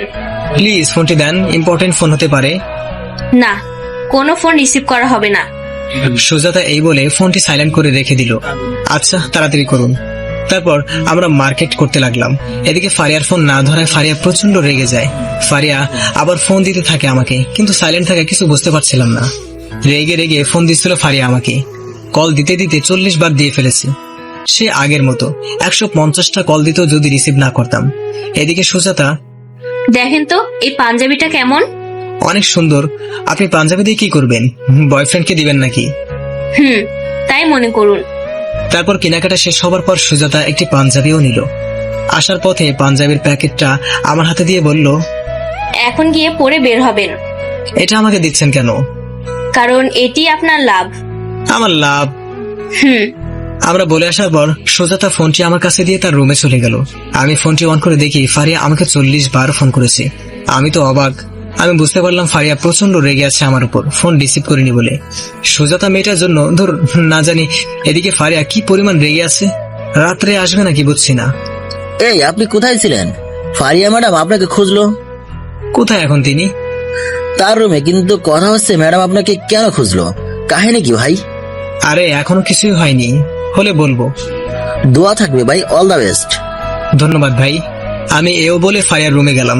রুমের সামনে গিয়ে, আসবো? জি, আসুন। ভিতরে গিয়ে দেখি ফারিয়ার পাশে লতাও বসে আছে। এই লতা, তুমি কখন আসলে? আর সকালে ফুল নিয়ে আসলে না কেন? এখনই আসছি ভাই। ফুল ফোটেনি বলে আসিনি, তবে আম্মু তোমাদের জন্য রান্না করে খাবার পাঠিয়েছে। তাই দেখি কি রান্না। ফারিয়া রেগে অভিমান করে অন্যদিকে তাকিয়ে আছে। লতা আমার হাতে খাবারের বাটিটা দিল। ওয়াও, চিংড়ি! তোমাদের দুজনের জন্য পাঠিয়েছে। তাই? ফারিয়া দেখেন কত সুন্দর খাবার রান্না করে পাঠিয়েছে। ফারিয়া ফিরেও তাকালো না। কি হলো দেখুন। লতা মুসকে মুসকে হাসতে লাগলো। এই, তুমি হাসতেছো কেন পাজি? কারণ ফারিয়া আপু তোমার সাথে আড়ি করেছে। তাই? কেন? আমি ফারিয়ার দিকে তাকিয়ে। জানি না, কিন্তু আপু আমাকে বলেছে তুমি পচা, মেয়েদের সাথে ডেটিং করো। আচ্ছা ভাই, ডেটিং কি? দেখছো কি বলছে পাজিটা লতার কাছে? তাই এগুলো বলছো? তুমি বলো ডেটিং কি? আরে ও কিছু না, তো তুমি তোমার আপুকে খেতে বলো। আমি তো সেই কখন থেকে বলছি, কিন্তু খাচ্ছে না। তাই? কিন্তু কেন খাচ্ছে না? আমার মনে হয় তোমার হাতে খাবে বলে খাচ্ছে না। বলছো তুমি? খাই দেবো তাইলে? দাও। তারপর আমি খাবার হাতে নিয়ে ফারিয়ার পাশে গিয়ে বসলাম। খাবারটা ফারিয়ার মুখের সামনে নিলে ফারিয়া মুখটা ঘুরিয়ে নিল। রাগ করছেন কেন? ফোনটা আমার কাছে ছিল না, সুজাতার কাছে ছিল, আর সাইলেন্ট করা ছিল বলে বুঝিনি আপনি কল দিচ্ছেন। কিচ্ছু বলছে না। লতা মুসকে মুসকে হাসতেছে। আর সুজাতা জোর করে আমাকে মার্কেটে নিয়ে গেছিল। সুজাতা মার্কেট করলো। সরি, আমার কোনো কথা নেই। সরি বললাম তো, এবার তো কথা বলেন। লতা হেসে চলেছে। নিন প্লিজ, আমি খাইয়ে দিচ্ছি। আমি খাবারটা তার মুখের সামনে ধরে নিচ্ছে না, তাই আমি ফারিয়ার হাত ধরে টান দিয়ে আমার দিকে ঘোরালাম। সরি তো, আমি এক কান ধরে সরি বললাম। লতার হাসি দেখে কি? এই পাজি, হাসছো কেন? আমি আছি বিপদে, তিনি পাজিটা হাসতেছে। লতার হাসির পরিমাণ বেড়ে গেল। ফারিয়া মুচকে হাসলো। এই তো হেসেছে, এবার তো খাবারটা নেও। তারপর ফারিয়া খাবারটা নিল। আমি ফারিয়াকে খাইয়ে দিতে লাগলাম। দেখছো, তোমার আপু শুধু নিজে খাচ্ছে, আমাকে খাইয়ে দিচ্ছে না। আপু তুমি খাইয়ে দাও। দিতে হবে? দাও। তারপর ফারিয়া আমাকে খাইয়ে দিতে লাগলো। তখন আমিও তাকে খাইয়ে দিতে লাগলাম। লতাকেও দিচ্ছিলাম খাইয়ে। খাওয়ার মাঝে আমি ইচ্ছা করে ফারিয়ার আঙ্গুলে আস্তে করে কামড় দিলাম। উফ, এটি কি হলো? কই কিছু না তো। দুষ্টু। তারপর খাওয়া শেষ। আমি বললাম, সন্ধ্যা হতে লাগলো, আমি লতাকে দিয়ে আসছি, আর রাত 9টার সময় দেখা হচ্ছে। তারপর আমি লতাকে দিয়ে এসে রুমে আসলাম। রুমে এসে কি পরবো ভাবতে লাগলাম। ভালো ড্রেস নেই, তাই সুজাতার দেওয়া পাঞ্জাবিটা পরলাম। সুজাতার পাঞ্জাবিটা পরে 8:30টার সময় সমুদ্রের তীরে গেলাম। এদিকে ফারিয়াও তাড়াতাড়ি সমুদ্রের তীরে আসতেছিল। তীরে আসার পর দেখে আমি পাঞ্জাবি পরে দাঁড়িয়ে আছি, কিন্তু তখন ফারিয়া দেখতে পেল সুজাতা আমার দিকেই যাচ্ছে, তাই ফারিয়া ওখানে দাঁড়িয়ে থাকলো। আমি ফারিয়ার জন্য অপেক্ষা করছিলাম, কিন্তু হঠাৎ কোথা থেকে সুজাতা এসে হাজির। ফারিয়া কাছে গিয়ে দাঁড়িয়ে শুনতে লাগলো আমরা কি কথা বলি। সুজাতা আমার কাছে এসে, বাহ, খুব সুন্দর মানিয়েছে তো দেখে আপনাকে। দেখতে হবে না পছন্দ করেছে কে? আমি ঘড়িতে তাকিয়ে দেখি 8:40 বাজে। আমার পছন্দ খারাপ হতে পারে না। ধন্যবাদ, কিন্তু আপনি এত রাত্রে এখানে কেন? আমাকে পাঞ্জাবিটা সুজাতা দিয়েছে শুনে ফারিয়ার মনটা খারাপ হয়ে গেল। আগে আপনি বলুন, আপনি কি করেন? কিছু না, এমনি দাঁড়িয়ে আছি। মনে হচ্ছে কারোর জন্য অপেক্ষা করছেন।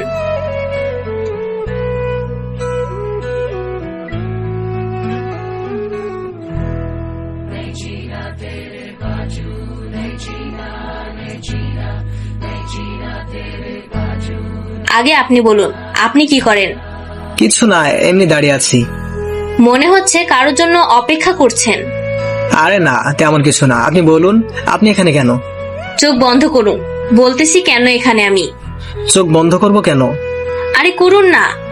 ওকে, করলাম। তাড়াতাড়ি বলুন। আমি চোখ বন্ধ করে বললাম। এখন চোখ খুলুন। আমি চোখ খুলে দেখে সুজাতা হাতে ফুল নিয়ে আমার সামনে হাঁটু গেড়ে বসে আছে। আমি জানি আপনার অতীতে কি হয়েছে, কিন্তু আমি সবকিছু ভুলে গিয়ে আপনাকে আমার জীবন সঙ্গী করতে চাই। ভালোবেসে ফেলেছি আপনাকে খুব। আমি অবাক চোখে তাকিয়ে থাকলাম সুজাতার কর্মকাণ্ড দেখে। ফারিয়া অবাক চোখে তাকিয়ে আছে। প্লিজ আমাকে ফেরাবেন না, আপনাকে আমি খুব ভালোবেসে ফেলেছি। আমি কি করব বুঝতেছি না। আমি তখন সুজাতাকে বোঝানোর জন্য ওর বাহু ধরে বর্ষা থেকে দাঁড় করালাম, আর এটি ফারিয়া দেখে কান্না করে দিয়ে ওখান থেকে চলে গেল। সুজাতা, তুমি আমাকে কি বলছো বুঝছি না। কিভাবে কি হয়ে গেল কিছু বুঝতেছি না। এভাবে বলছেন কেন? আপনি কি আমাকে ভালোবাসেন না? তোমাকে আমি ওইভাবে কখনো দেখিনি। আমি তোমাকে সর্বদা বন্ধুর চোখে দেখেছি। তার মানে আপনি আমাকে ভালোবাসেন না? শোনো, তোমাকে কিছু কথা বলি। আমার প্রথম ভালোবাসা ফারিয়া, আর ওই শেষ। ফারিয়াকে ছাড়া অন্য কাউকে ভালোবাসার কথা আমি ভাবতেও পারি না। আর আপনাকে ভালোবাসি না, এটি ভুল কথা। আপনাকেও আমি ভালোবাসি, কিন্তু বন্ধু হিসেবে। এই কথা কখনো আপনাকে নিয়ে ভাবিনি। দেখুন, মন খারাপ করবেন না। আমি আপনাকে বন্ধু হিসেবে চাই, এর বেশি কিছু না। আমারই ভুল হয়েছে, আমি বেশি বেশি ভেবেছি। না, আপনার কোনো ভুল নেই। আমি হয়তো এমন কোনো কর্মকাণ্ড করেছি যার জন্য আপনি আমাকে নিয়ে এভাবে ভেবেছেন, তাই আই এম সরি। না না, আপনি সরি বলছেন কেন? আমি আপনাকে বুঝিনি। মন খারাপ করবেন না প্লিজ। আমি আপনাকে বন্ধু হিসেবে আমার পাশে চাই। থাকবো। এখন একটু হাসেন প্লিজ। হাসার চেষ্টা করে আমাকে বেঞ্চি কাটলো। হাসেন না। আচ্ছা বাদ দিন, চলেন রুমে যাবেন না? একটু কাজ আছে, আপনি যান। ওকে। এই বলে সুজাতা মন খারাপ করে চলে যাচ্ছিল। সুজাতাকে আমি যতই এখন হাসাতে চাই, ও হাসতে পারবে না, কারণ ও তো ভালোবেসে আমার কাছে এসেছিল ভালোবাসা পেতে। যাই হোক, আমি ওকে পিছন থেকে ডাকলাম, Sujata, you are my good friend. তাই আপনিও আমার বন্ধু? সুজাতা চলে যাবার পর আমি ফোনে তাকিয়ে দেখি 9:05 বাজে, কিন্তু ফারিয়ার কোনো খবর নেই। আমি অধীর আগ্রহে ফারিয়ার জন্য অপেক্ষা করতে থাকলাম, কিন্তু 9:30 বেজে গেলেও ফারিয়াকে দেখতে পেলাম না। মনটা খারাপ হয়ে গেল, ফারিয়া আসছে না বলে। আমি ফারিয়ার রুমের দিকে যেতে লাগলাম। ফারিয়া রুমের সামনে গিয়ে, ম্যাডাম আসতে পারি? আসুন। আমি ভিতরে যাওয়ার পর, কিছু বলবেন? ফারিয়ার কথা শুনে অবাক হলাম। ম্যাডাম, আপনি আসলেন না কেন? কোথায় যাব? কেন, আপনার কি মনে নেই? না, আর কিছু বলবেন? আমি ফারিয়ার কথা শুনে অবাক চোখে তাকিয়ে আছি। কি হলো, চুপ আছেন কেন? কিছু বলার নেই তো আসতে পারেন। আপনার কি হয়েছে? এভাবে কথা বলছেন কেন? আজব তো, কি হবে আমার? আর কিভাবে কথা বলতেছি? আপনি ঠিক আছেন তো?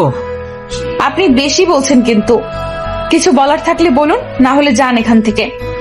আপনি এমন ভাবে কথা বলছেন কেন? আমি কি কোনো ভুল করেছি? না, আপনি কোনো ভুল করেননি। কি বলবেন বলেন। আপনার তো সমুদ্র তীরে যাবার কথা ছিল। আমি কতক্ষণ ধরে অপেক্ষা করছি আপনার জন্য। সরি, একটু সমস্যার জন্য যেতে পারিনি। এখন বলুন কিসের জন্য ডেকেছিলেন? ফারিয়ার কথা বলার ধরন দেখে অবাক চোখে তাকিয়ে আছি আমি। ফারিয়ার এমন ব্যবহার করার কারণ আমি বুঝছি না। কি হলো বলুন। আমি ঠিক করলাম এখানেই বলে দিব। কি ব্যাপার, কথা বলছেন না কেন? আমি তখন ফারিয়ার সামনে হাঁটু গেড়ে বসে বললাম, আমি তোমাকে ভালোবাসি ফারিয়া। আমার জীবনে তুমি আবার ফিরে আসো, রাতের জ্যোৎস্না হয়ে। খুব ভালোবাসবো তোমাকে। ফারিয়ার সামনে ফুল ধরে বললাম। ফারিয়া কিছু না বলে আমার হাত থেকে ফুলটি নিল। তারপর আমি উঠে দাঁড়ালাম। ফারিয়া ফুলটি দূরে ছুঁড়ে ফেলে দিল। আমি নির্বাক হয়ে তাকিয়ে রইলাম শুধু। আমি ভালোবাসি না তোকে, আর কখনো ভালোবাসবো না। আমার মাথায় যেন আকাশ ভেঙে পড়লো ফারিয়ার কথা শুনে। কি শুনছি আমি? আপনি এখন আসতে পারেন। কি বলছো তুমি এগুলো? তোমাকে খুব ভালোবাসি আমি। আপনি যাবেন এখান থেকে? আমি মাথা নিচু করে ফেললাম। সত্যি বলতে আমার বিশ্বাস হচ্ছে না ফারিয়া আমাকে ফিরিয়ে দিচ্ছে। কি হলো, দাঁড়িয়ে আছেন কেন? যান বলছি। আর হ্যাঁ, পরবর্তীতে কখনো যেন আমাকে ভালোবাসার কথা বলার দুঃসাহস না হয়। আমি আর কিছু না বলে বের হয়ে আসলাম ফারিয়ার রুম থেকে। আমি বের হয়ে যাবার পর ফারিয়া দরজা বন্ধ করে কান্না করতে লাগলো। আর বাইরে এসে আমি কান্না করতে করতে রুমে চলে গেলাম। আমার কান্না করে দেখে নাবিলা, নুসরাত, ফারহান, ফেরদৌস সকলে আমার রুমে আসলো। পিছনে পিছনে সুজাতাও আসলো। ভাইয়া, আপনি কান্না করছেন কেন? আমি চুপ করে নুসরাতের দিকে তাকিয়ে থাকলাম। কি হলো বলুন। আমি ফারিয়াকে সবকিছু খুলে বললাম। না করলো কেন? আপনার কথা শুনে মনে হলো তো আপনাকে আবার ভালোবেসেছে ফারিয়া। তাহলে শেষে এসে না করলো কেন? আমি সেটিও বুঝছি না, কি ভুল করেছি আমি যার জন্য আমাকে ফিরিয়ে দিল। ফারিয়া ম্যাডাম এমন করলো কেন? আমি বুঝতে পেরেছি কেন এমন করেছে ফারিয়া ম্যাডাম। মানে কি? শুনুন, আমি আর আপনি ওখানে দাঁড়িয়ে অনেকক্ষণ কথা বলেছি। আমার মনে হয় আমার কর্মকাণ্ড দেখে ফারিয়া ম্যাডাম ভুল বুঝে আপনাকে কষ্ট দিচ্ছে। কিন্তু আমরা তো সবকিছু ওইখানেই ঠিক করলাম। সকলে অবাক হয়ে আমার আর সুজাতার কথা শুনতেছে। সবকিছু দেখাশোনার পর ফারিয়া ম্যাডামের রাগার তো কথা না। আমি বুঝেছি, ফারিয়া সম্পূর্ণ কথা না শুনে চলে গিয়েছে। এটি হতে পারে। আমি যাই, ম্যাডামকে সব খুলে বলি। একদম না, আপনি ফারিয়াকে কিছু বলবেন না। যে কোনো কিছু বিবেচনা না করে এমন সিদ্ধান্ত নেয় তাকে আমি চাই না। ওকে আর কখনো আমার ভালোবাসার কথা বলবো না, ওকে দরকার নেই আমার। কি বলছেন এগুলো? আপনি যদি রাগ করেন তাহলে কি হবে? সব দোষ আমার জন্যই সবকিছু হয়েছে। না, আপনার কোনো ভুল নেই। যে মানুষ সম্পূর্ণ ঘটনা না দেখে অন্যকে ভুল বুঝে বসে থাকে তাকে আমার দরকার নেই। আজ থেকে ফারিয়ার ওর মতো থাকবে আর আমি আমার মতো থাকবো। ফারিয়ার উপর আমার অনেক রাগ হচ্ছে। এরকম মানুষ আমার পছন্দ না। সবকিছু বিবেচনা করে যে কোনো একটা সিদ্ধান্ত নিতে হয়, কিন্তু ফারিয়া সুজাতার একার কথা শুনে এত বড় সিদ্ধান্ত নিল। ওর সাথে আর কখনো প্রয়োজন ছাড়া আমি কথা বলবো না। আমার জন্য এত কিছু হয়েছে। কি হয়েছে? কিছুই তো বুঝছি না। কি হয়েছে খুলে বলো সব। কিছু হয়নি, তোমরা সকলে এখন আসো, আমি একটু বিশ্রাম নিব। কিন্তু কোনো কিন্তু না, আমাকে একা থাকতে দিন। ওকে। তারপর সকলে চলে গেল। আমার প্রচুর রাগ হচ্ছে ফারিয়ার উপর। আমি সবকিছু ভুলে গিয়ে ঘুমানোর চেষ্টা করলাম। আমি আর কখনো ফারিয়াকে ভালোবাসার কথা বলবো না, ওর থেকে দূরে দূরে থাকবো। এদিকে সুজাতা রুমে গিয়ে নিজেকে অপরাধী ভাবতে লাগলো। সুজাতা ভাবতে লাগলো কি করবে, কিভাবে সব ঠিক করবে। ফারিয়া কান্না করতে করতে ঘুমিয়ে পড়লো। আমি ফারিয়ার উপর প্রচন্ড রেগে ঘুমিয়ে পড়ছিলাম। সকালে ঘুম থেকে উঠে আমি বাইরে আসলাম। বাইরে গিয়ে দেখি সকলে একত্রে বসে আছে। আমি ওখানে গেলাম। কেমন আছেন সকলে? ভালো, আপনি? ভালো। ভাই একটি কথা বলি। বলুন। ফারিয়া ম্যাডাম আপনার উপর ভুল বুঝে আছে, আর আপনি তা জেনেও যদি রেগে থাকেন তাহলে সবকিছু ঠিক হবে কিভাবে? বাদ দিন না ভাই, প্রত্যেকবার আমি গিয়েছি ওর কাছে, কিন্তু ফারিয়া ফিরিয়ে দিয়েছে। ও ভুল বুঝেছে আমায়, তা ওকে নিয়ে আর ভাবতে চাই না।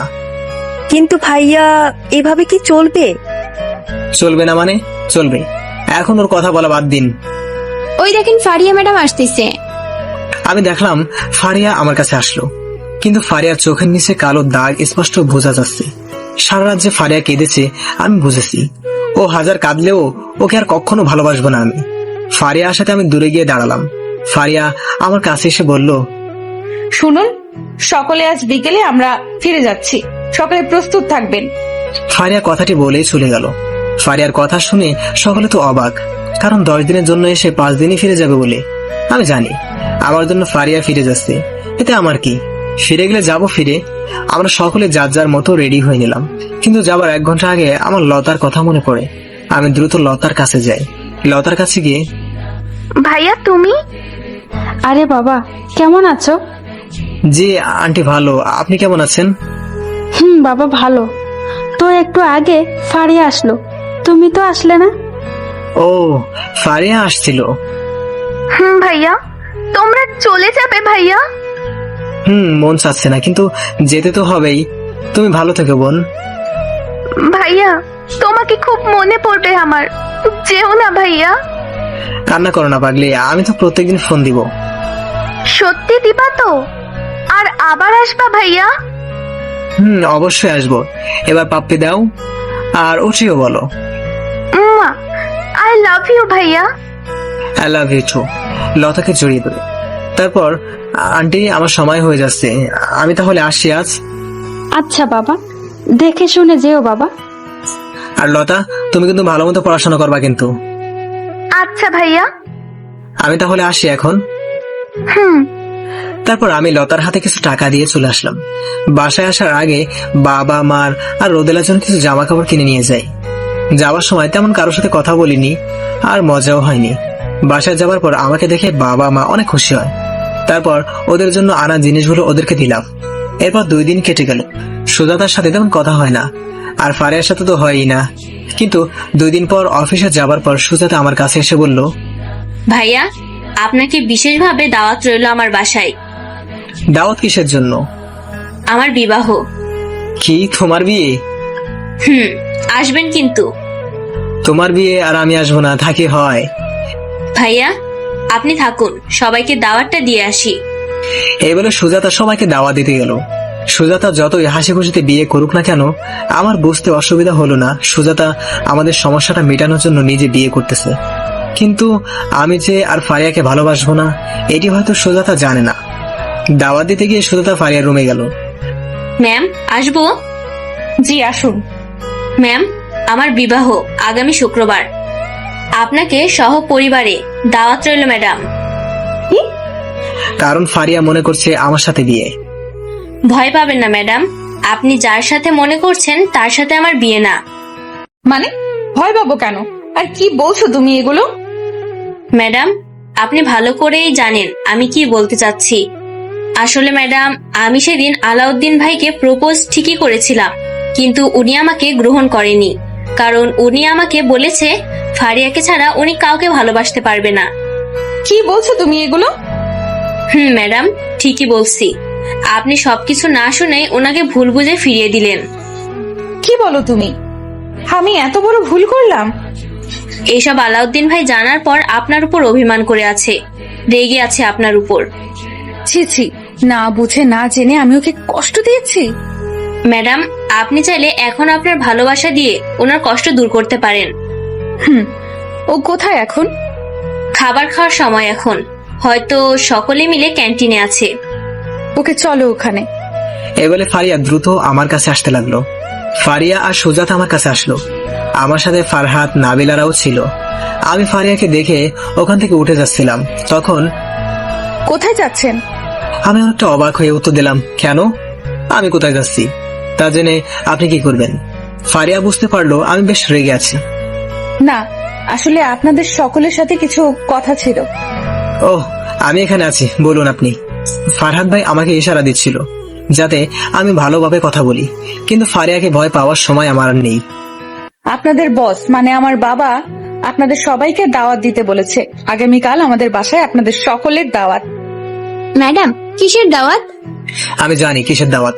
ফারিয়ার জন্মদিন কালকে, সেটি হবে হয়তো আমার জন্মদিন। আপনারা সকলে আসবেন প্লিজ। আমার জন্মদিন, আপনারা সকলে আসবেন প্লিজ, এবং পরিবার সহ আসবেন। ফারিয়া আমাদেরকে তাকিয়ে বলল, যা ভাবছিলাম তাই, অবশ্যই যাব ম্যাডাম। আপনার জন্মদিন আর আমরা যাব না, এটি কি হয়? ফারিয়া দেখে আমাদেরকে তাকিয়ে আছে, কারণ ফারিয়া জানতে চাচ্ছে আমি যাব নাকি। তা আমি বলে দিলাম, সরি, আমি যেতে পারবো না। কেন? এমনি। আলাউদ্দিন ভাই, এটি কোনো কথা হলো? যাবেন না কেন? আসলে ভাই, কালকে আমার একটি কাজ আছে। কি কাজ? সেটি আমার ব্যক্তিগত, আপনাকে বলার প্রয়োজন মনে করছি না। প্লিজ ভাইয়া, না করবেন না। সরি নুসরাত আপু, আমি আসলে যাব না। আমি জানি আপনি আসবেন। ফারিয়া দৃঢ় বিশ্বাসের সাথে কথাটি বলল, কারণ ফারিয়ার জন্মদিন আসলে আমার থেকে বেশি কিছু আর কেউ হতো না। আর ওর জন্মদিনে যতক্ষণ না আমি কেক ওকে খাইয়ে দিব, ও খাবে না। আপনার ভুল ধারণা, আমি যাব না। আমি অপেক্ষা করব। এই বলে হাসতে হাসতে চলে গেল। কত বিশ্বাস! ভুল বোঝার আগে এই বিশ্বাস কোথায় থাকে? যাব না তো যাব না, আর উইশ তো করবই না।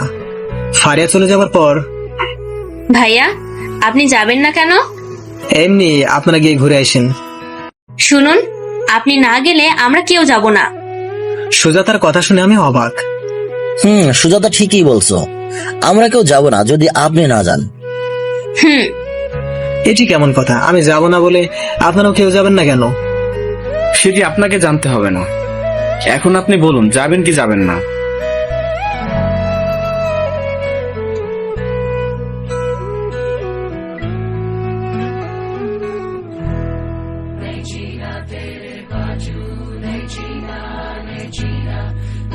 এটি কেমন কথা? আমি যাব না বলে আপনারাও কেউ যাবেন না কেন? সেটি আপনাকে জানতে হবে না। এখন আপনি বলুন, যাবেন কি যাবেন না?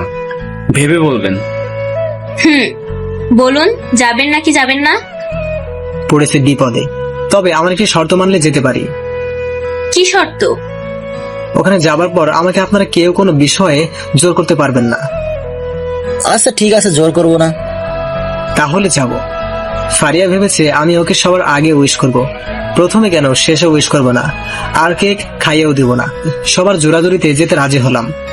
আজ রাত 12টার পর তো ফারিয়ার জন্মদিন। ফারিয়া ফোন স্ক্রিনে তাকিয়ে বসে আছে, ভাবতেছে আমি ওকে উইশ করব, কিন্তু আমি তো উইশ করছি না, আর শালারও ঘুমও আসতেছে না। এদিকে রাত 12:05 বাজে, ফারিয়াকে কেউ উইশ করেনি, তাই ফারিয়া মনটা খারাপ। কিন্তু কিছুক্ষণ পর হঠাৎ ফারিয়ার ফোনে একটি SMS এলো। ফারিয়া SMS এর শব্দ পেয়ে সেই খুশি। SMS টি অন করে যা দেখলো তাতে তার মন আরো খারাপ হয়ে গেল। SMS টি ছিল জিবি অফিস থেকে। 54 টাকা 1 জিবি 3 দিন এখানে নিতে এখনই ক্লিক করুন। SMS টি দেখে ফারিয়া রাগে ফোনটি ছুঁড়ে ফেলে দিল আর মন খারাপ করে ঘুমিয়ে পড়লো। কিন্তু সকালে ফোন অন করে দেখে অনেক নাম্বার থেকে SMS আসছে। নাবিলা, নুসরাত, সুজাতা, ফারহাদ, ফেরদৌস সকলে উইশ করেছে, কিন্তু আমি কোনো SMS দিইনি। আর এদিকে অফিস বন্ধ, সন্ধ্যায় ফারিয়ার বাসার অনুষ্ঠান, তাই সেখানে সকলে একে একে যেতে লাগলো। ফারহাদ ভাই সকালে গেছে, প্রায় সকলেই চলে আসছে, শুধু আমি বাদে। তাই ওদের আগ্রহে গেটের দিকে ফারিয়া তাকিয়ে আছে। অবশ্য ফারহাদ ভাইরাও আমার জন্য অপেক্ষা করতেছে। তারপর আমি যখন গেলাম, আমাকে দেখে ফারিয়া অনেক খুশি হলো। আমি একাই এসেছি, হাতে শুধুমাত্র একটি ফুলের তোড়া। আমি ফারিয়ার হাতে ফুলের তোড়াটি দিয়ে বললাম, হ্যাপি বার্থডে। ফারহাদ, নাবিলা, সুজাতা সকলে এটি শুনে অবাক চোখে আমার দিকে তাকালো, কিন্তু ফারিয়া এতেও খুশি, কোনো প্রকার খারাপ লাগা নেই। জানি আপনি আসবেন, আর হ্যাপি বার্থডে বলতে হবে না, আপনি যে এসেছেন এতেই আমি অনেক খুশি। ও হ্যালো, আমি ফারহাদ ভাইরা জোর করছে বলে আসছি, না হলে আসতাম না। সে যাই হোক, আসছেন তো, আসুন ভেতরে আসুন। তারপর আমরা সকলে ভিতরে যেতে লাগলাম। তখন আমাকে ফারহাদ ভাই বলল, ভাই, একজন মানুষের জন্মদিনে এভাবে কেউ অপমান করে? ভাই আপনার খারাপ লাগছে? আমি কেন, সবারই খারাপ লাগছে। ভাই আপনাদের খারাপ লাগলো, কিন্তু ফারিয়ার চোখে মুখে কোনো প্রকার খারাপ লাগা আমি দেখলাম না। ভাই, আপনি তো এমন ছিলেন না। সময়ের সাথে সাথে পরিবর্তন হতে হয়, চলুন ভিতরে যাই। তারপর ভিতরে আসার পর আমরা সকলে একসাথে দাঁড়িয়ে গল্প করছিলাম। কেক কাটবে একটু পরে, কারণ ফারিয়ার বাবা মা এখনো রেডি হয়নি। ফারিয়া আমার সাথে অনেক কথা বলার চেষ্টা করছিল, কিন্তু ওর থেকে 100 হাত দূরে ছিলাম আমি, যাতে ফারিয়ার থেকে করোনা আমার শরীরে আসতে না পারে। ফারহাদ ভাইদের সাথে গল্প করতে করতে একটি জিনিসের উপর আমার চোখ আটকে যায়। চোখ আটকানোর কারণ হচ্ছে, আমার ইউনিভার্সিটি জীবনের বান্ধবীদের দেখলাম, যাদের সাথে ফারিয়া থাকতো। ওদের সাথে বেশি কথা বললে ফারিয়া রাগ করতো, সেই তারা ফারিয়ার অনুষ্ঠানে। আমি ওদেরকে দেখে ওদের কাছে গেলাম। আমার যাওয়া দেখে ফারিয়া তাকিয়ে থাকলো। আমি কোথায় যাই? আমি ওদের সামনে গিয়ে বললাম, হেই, তোমরা সকলে কেমন আছো? হে, তুমি আলাউদ্দিন না? রেশমি আবার একটু বেশি মাইন্ডেড ছিল, তাই ফারিয়া ওকে একেবারেই সহ্য করতে পারতো না। আরে হো, তোমরা সকলে একসাথে এখানে? আমি ওদের কাছে গিয়ে কথা বলতেছি, দেখে ফারিয়া রাগে চোখে তাকিয়ে আছে। বন্ধু, তোকে যে এত বছর পর দেখবো কখনো ভাবিনি। আরে আমি তো ভাবিনি কখনো, তবে তোমাদের দেখে অনেক শান্তি লাগতেছে। তাই? শান্তি আমাদের দেখে লাগছে নাকি ফারিয়াকে? ফারিয়া তো শুধু সামান্য সময়ের জন্য, তোরা সবগুলো সারা জীবনের জন্য রে। আমাদের হাসাহাসি দেখে ফারিয়া আর সহ্য করতে না পেরে আমাদের কাছে আসলো। তোর ফারিয়া তো আমাদের সাথে কথা বলতেই পারতো না, এখন দেখতেছে না। ঠিক বলছিস, তোর উপর দিয়ে তো ঝড় যেত যদি আমাদের সাথে বেশি কথা বলতি। যা, তোরে পিটাবে। আরে ও তো একটি হিংসুটে। আমরা সকলে মিলে হাসতে লাগলাম। তখন ফারিয়া আলাউদ্দিন এসে গিয়েছে।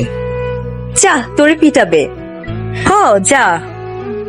আলাউদ্দিন, কি হয়েছে? একটু এদিকে আসবেন, কথা আছে। আমি এখন বিজি আছি। প্লিজ একটু আসবেন। বললাম না বিজি আছি, বিরক্ত করছেন কেন? ফারিয়া আর কিছু বলল না। তখনই ফারিয়ার বাবা সবাইকে উদ্দেশ্য করে ডাক দিল, হ্যালো গাইস, অ্যাটেনশন প্লিজ। আমরা সকলে ফারিয়ার বাবার দিকে এগিয়ে গেলাম। আপনারা সকলে জানেন আজ আমার একমাত্র মেয়ের জন্মদিন।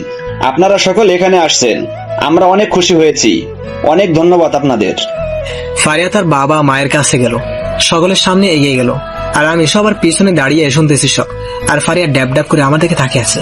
তারপর যখন ফারিয়া কেক কাটতে লাগলো, সকলে হাতে তালি দিয়ে বলতেছে, happy birthday to you, happy birthday to you. সকলে এটি বললো, আর আমি কি বললাম জানেন? আমি হাতে তালি দিছি আর বলতেছি, না থাকবো না, শুধু এইটুকু শুনুন, এইটুকু শুনুন। বার্থডে এই জায়গায় আমি ব্যাড বলছি। যাই হোক, ফারিয়া কেক কাটার পর ফারিয়ার তার বাবা মাকে কেক খাইয়ে দিল, আর ফারিয়াকে বাবা মা খাইয়ে দিতে গেল। খেলো না, আমার দিকে তাকিয়ে থাকলো। আমি ফারিয়ার দিকে না তাকানোর মতো তাকাচ্ছিলাম। যাই হোক, কেক খাওয়া শেষ হলে সকলে খাবার জন্য খাবার টেবিলে যেতে লাগলো। আর আমি খাবার টেবিলে যাওয়ার সময় হঠাৎ কে যেন পিছন থেকে আমার হাত ধরে চেপে আমি তাকিয়ে দেখি ফারিয়া। কি ব্যাপার, আপনি আমার হাত ধরছেন কেন? ফারিয়া কোনো কথা না বলে আমাকে দোতলা নিয়ে আসলো ওর রুমে। ফারিয়া আমাকে রুমে নিয়ে এসে ভিতর থেকে দরজাটা আটকে দিল। কি ব্যাপার, আপনি আমাকে এখানে আনলেন কেন, আর দরজা বন্ধ করলেন কেন? ফারিয়া কিছু না বলে আমার দিকে এগিয়ে আসতেছিল। দেখুন, আমি কিন্তু চিৎকার করব, আমাকে যেতে দিন বলে দিচ্ছি। তখন ফারিয়া আমার কাছে দ্রুত আসে, আমার মুখ চেপে ধরে বলল, কি করবি? চিৎকার কর, চিৎকার। চিৎকার করলেই তোকে ছুরি দিয়ে খুন করব। প্রচুর রেগে আছে। আচ্ছা চিৎকার করবো না, আমাকে যেতে দিন প্লিজ। একদম চুপ, কোনো কথা বলবি না। আমি চুপ হয়ে থাকলাম। সাহস হয়ে গিয়েছে বেশি না? আমাকে উইশ করিস নাই, কেক খাইয়ে দিস নাই, সব করবি এখন তুই। উইশ কর। না, কখনো করব না। কি কর বলছি? খুন করে ফেলবো। একটা ছুরি আমার গলায় ধরে বলল। আমি ভয়ে বলে দিলাম, যে পরিমাণ রেগে আছে খুন করতেও পারে, বলা যায় না। Happy birthday to you Faria. এটি হবে না, এটি সবাই বলছে, তুই ভিন্ন ভাবে বল। ভিন্ন কি বলবো জানি না, তবে এমন কিছু বলবি যাতে আমার মন ভালো হয়ে যায়। আজকের আকাশের অনেক তারা, দিন ছিল সূর্যে ভরা। আজকের জ্যোৎস্নাটা আরো অনেক সুন্দর, সন্ধ্যাটা আগুন লাগা। আজকের পৃথিবী তোমার জন্য ভরে থাকা অনেক ভালো লাগা। মুখরিত হবে দিন, গানে গানে আগামীর সম্ভাবনা। তুমি এই দিনে পৃথিবীতে এসেছো, শুভেচ্ছা তোমায়। তাই অনাগত ক্ষণ হোক আরো সুন্দর উৎসল দিন কামনায়। আজ জন্মদিন তোমার, শুভ জন্মদিন। বাও, এই না হলে আমার বয়ফ্রেন্ড। এখন আমাকে যেতে দিন প্লিজ। ওই চুপ করে থাক। ফারিয়া এই বলে পাশে থেকে এক টুকরো কেকের পিস উঠিয়ে আমার সামনে ধরে বলল, নাও হা করো তো এবার। না। ছুরি কি আবার হাতে নেব? না, থাক করতেছি। তারপর হা করলে সামান্য কেক আমাকে খাইয়ে দিয়ে বলে, তুমিও এবার খাইয়ে দাও আমাকে। তারপর আমি আর কিছু না বলে খাইয়ে দিলাম কেক ওকে। খাওয়ানোর পর আমাকে মনে উইশ করবা না, কেক খাওয়াবে না, এগুলো এখন কে করলো? আমি কিছু না বলে বললাম, আমাকে এবার যেতে দিন। ওকে যাও। ফারিয়া আমাকে ছেড়ে দিল। আমি ছাড়া পেয়ে চলে আসতেছিলাম, কিন্তু পেছন থেকে ফারিয়া আমার হাত টান দিল, দেওয়ালের সাথে আমাকে ঠেকিয়ে 4 পাপড়ি এক করে দিল। আমি অবাক হয়ে ছাড়া পাওয়ার চেষ্টা করছি, কিন্তু ফারিয়া ছাড়ছে না। তারপর ফারিয়া যখন আমাকে ছাড়লো, তখন ঠাস করে আমি ফারিয়াকে থাপড় মারলাম। ফারিয়া অবাক হয়ে মুখে হাত দিয়ে দাঁড়িয়ে আছে। আর কখনো যদি এরকম কিছু করো, তাহলে আপনার বাবার কাছে বলতে আমি বাধ্য হব। কিন্তু ফারিয়া কষ্ট না পেয়ে শয়তানে হাসি দিয়ে বলল, এই তোমার হাত এত নরম কেন? একটুও ব্যথা পাইনি, আরেকবার মারো না, তোমার স্পর্শ পেতেও ভালো লাগতেছে। এই কথা শোনার পর আমি আর কি বলবো বলুন। আমি অবাক চোখে শুধু ফারিয়ার দিকে তাকিয়ে আছি। কি হলো, মারো না সোনা। আর শুনুন, তুমি বাবার কাছে কেন?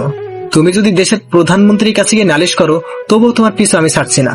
ফারিয়া কথাটি হেসে বলল, ধুর। আমি চাচ্ছি ফারিয়াকে একটু কষ্ট দিতে, কিন্তু এত দেখি কষ্ট পেতে চায় না। মনে করছে আমি ওর সাথে মজা করতেছি। দাঁড়াও, তোমাকে কষ্ট কিভাবে দিতে হয় আমি দেখতেছি। এসব ভাবতে ভাবতে নিচে এসে দাঁড়ালাম। ঠিক তখন ফারিয়ার মা আমার কাছে আসলো। আমি ফারিয়ার মাকে চিনতাম, আর ফারিয়ার মাও আমাকে চিনত। আর আমাদের যে সম্পর্ক ছিল, ফারিয়ার আম্মুও জানতো, কিন্তু ফারিয়ার বাবা রাজি ছিল না বলে এত কিছু। যাই হোক, আন্টিকে দেখে আমি সালাম দিলাম। সালামু আলাইকুম আন্টি। ওয়ালাইকুম আসসালাম। কেমন আছো বাবা? জি ভালো, আপনি কেমন আছেন? জি বাবা ভালো। ফারিয়া আমাকে তোমার কথা বলেছে। কি বলেছে আন্টি? বলেছে তোমাকে ফিরে পেয়েছে, তোমাকেও বিয়ে করতে চায় বাবা। তুমি কি আমার মেয়েকে আর ভালোবাসো না? আমি ওকে সারা জীবন ভালোবেসে যাব আন্টি। তাহলে আমরা কি তোমার বাসায় যাব বাবা? এখনই না, আমি যখন বলবো তখন। তবে ফারিয়াকে কিছু বলতে পারবেন না। আচ্ছা ঠিক আছে, তুমি যা বলবে তাই হবে। ধন্যবাদ আন্টি। আচ্ছা, তুমি খাবার খাইছো তো?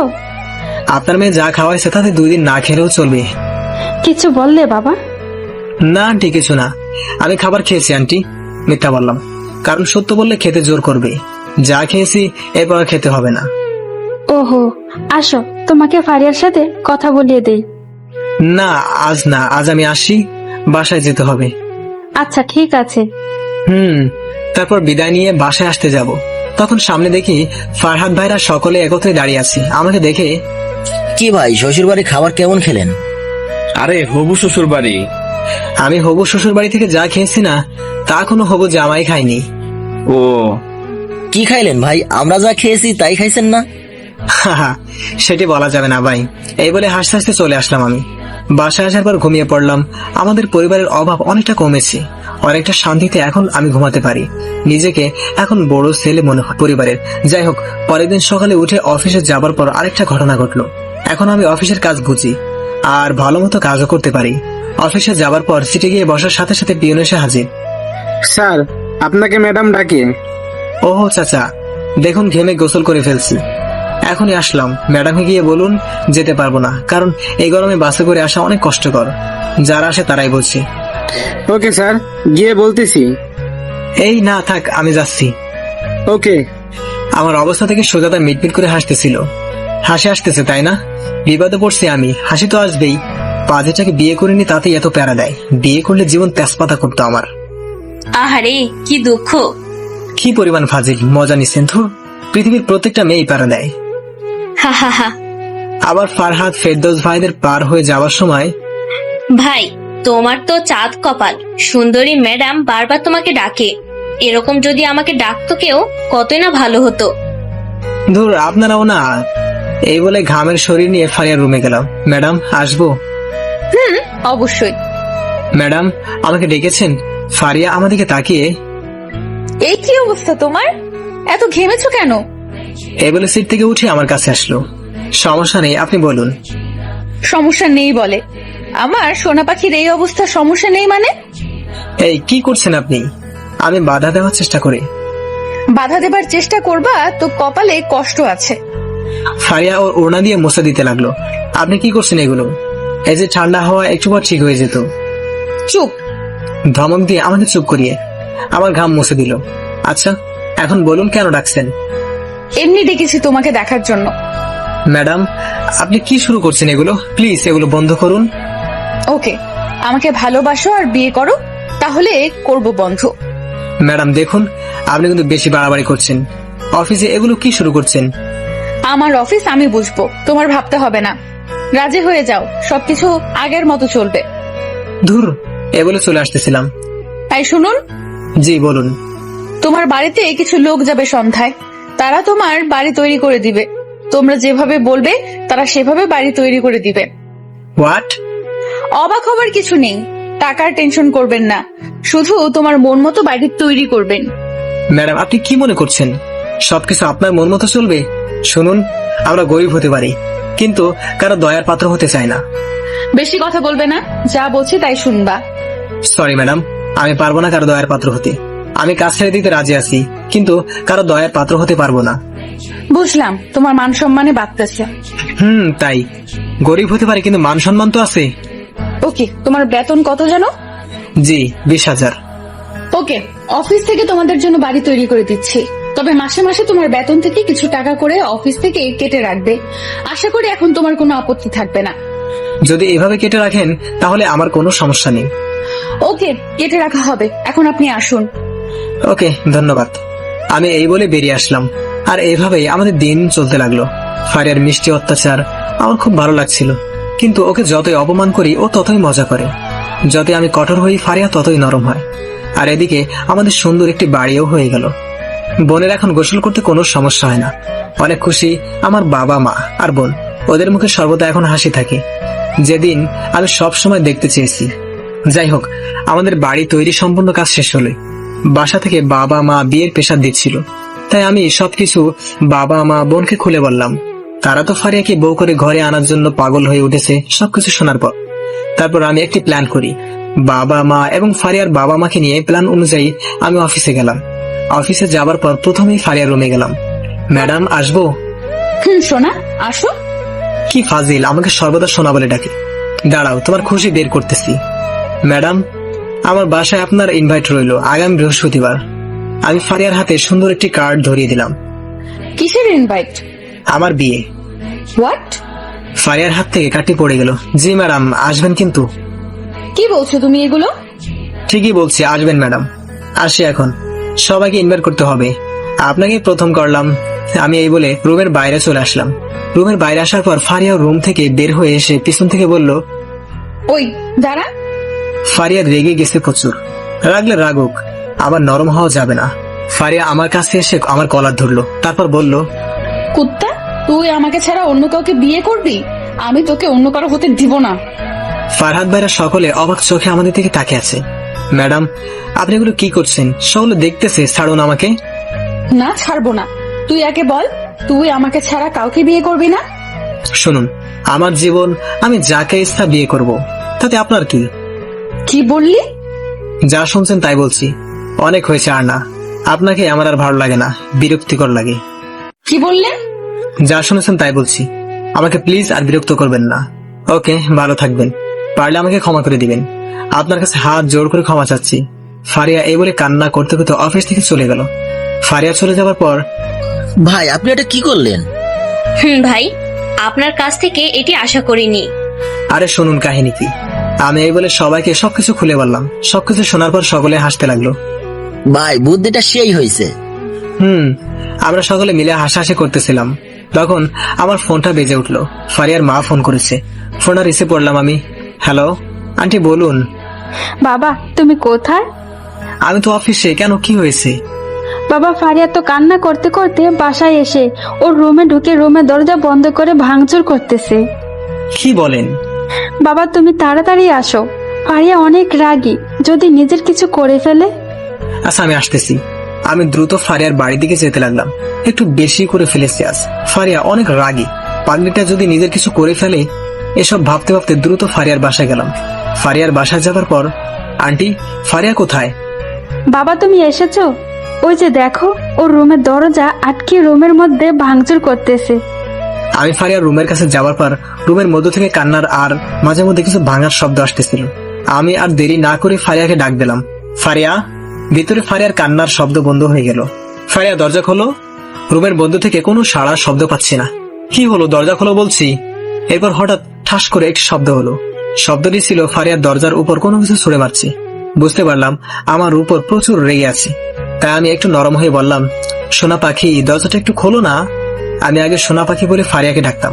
কোনো সাড়া শব্দ নেই ভিতর থেকে। ও সোনা পাখি, দরজাটা খোলো না। কুত্তা তুই যাবি নাকি আমি তোকে খুন করব? আমি ওকে রাগিয়ে ওকে দিয়ে দরজাটা খোলার ব্যবস্থা তৈরি করতে চাচ্ছি। না, যাব না। আবার সোনা ময়না পাখিকে না নিয়ে আমি যাব না। ওই একদম আমাকে সোনা ময়না বলে ডাকবি না। আমি কারো কিছু হই না। তুই তোর হবু বউয়ের কাছে যা। ওর কাছে তো যাবই, আগে তোমার কাছে তো থাকি একটু। এখন দরজাটা খোলো পাখি। তুই আর একবার যদি আমাকে সোনা পাখি বলিস তাহলে তোর খবর আছে। একবার কেন, 1000 বার বলবো সোনা পাখি সোনা পাখি সোনা পাখি। আমি অনবরত বলতেছিলাম। তখনই হঠাৎ করে ফারিয়া দরজা খুলে আমার গলা চেপে ধরল। কি করছো, ছাড়ো। তোকে আজ মেরেই ফেলবো। প্লিজ ছাড়ো, আমার কথা তো শোনো। না, তোর কোনো কথা আমি শুনবো না। আমাকে ছাড়া অন্য কাউকে বিয়ে করবি আর আমাকে এসে সোনা পাখি বলবি? তোর কত বড় সাহস! আজ তোকে আমি খুন করে ফেলবো। প্লিজ ছাড়ো, নিঃশ্বাস নিতে কষ্ট হচ্ছে তো। হোক, তোকে আজ আমি মেরেই ফেলবো। আমি বুঝতে পারলাম এবার ফারিয়াকে শান্ত করতে পারবো না। তাই আমি হঠাৎ করে ফারিয়াকে জোর করে জড়িয়ে ধরলাম আর ওকে উঁচু করে ফেললাম। ওই করছিস কি? ছাড় বলছি। কোনো ছাড়াছাড়ি নেই। আমি কোনো কথা না বলে ফারিয়াকে উঁচু করে রুমের মধ্যে নিয়ে আসলাম। ওই ছাড় বলছি আমাকে।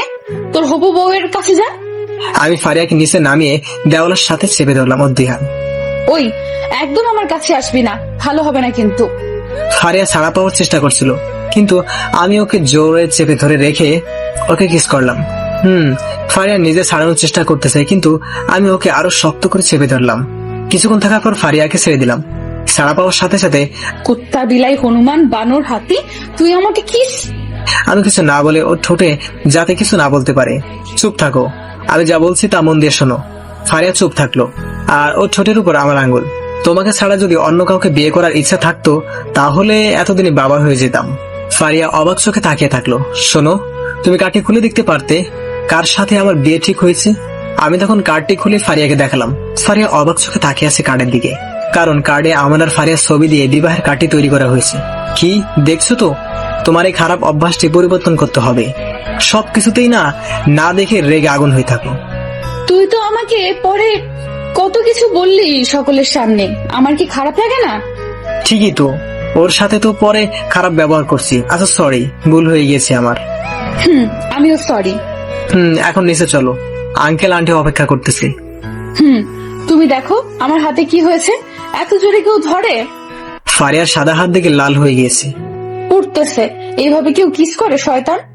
কি করব বলো, তুমি যে শান্ত হচ্ছিলে না, তাই শান্ত করার জন্যই তো করলাম। তাই বলে এত জোরে ধরবা? আচ্ছা সরি, এখন চলো তো।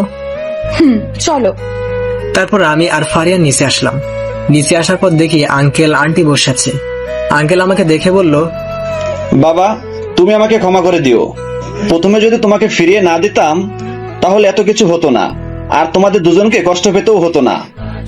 সি আপনি কি বলছেন এগুলো? যা হবার হয়ে গিয়েছে, ওসব ভেবে কি হবে বলুন?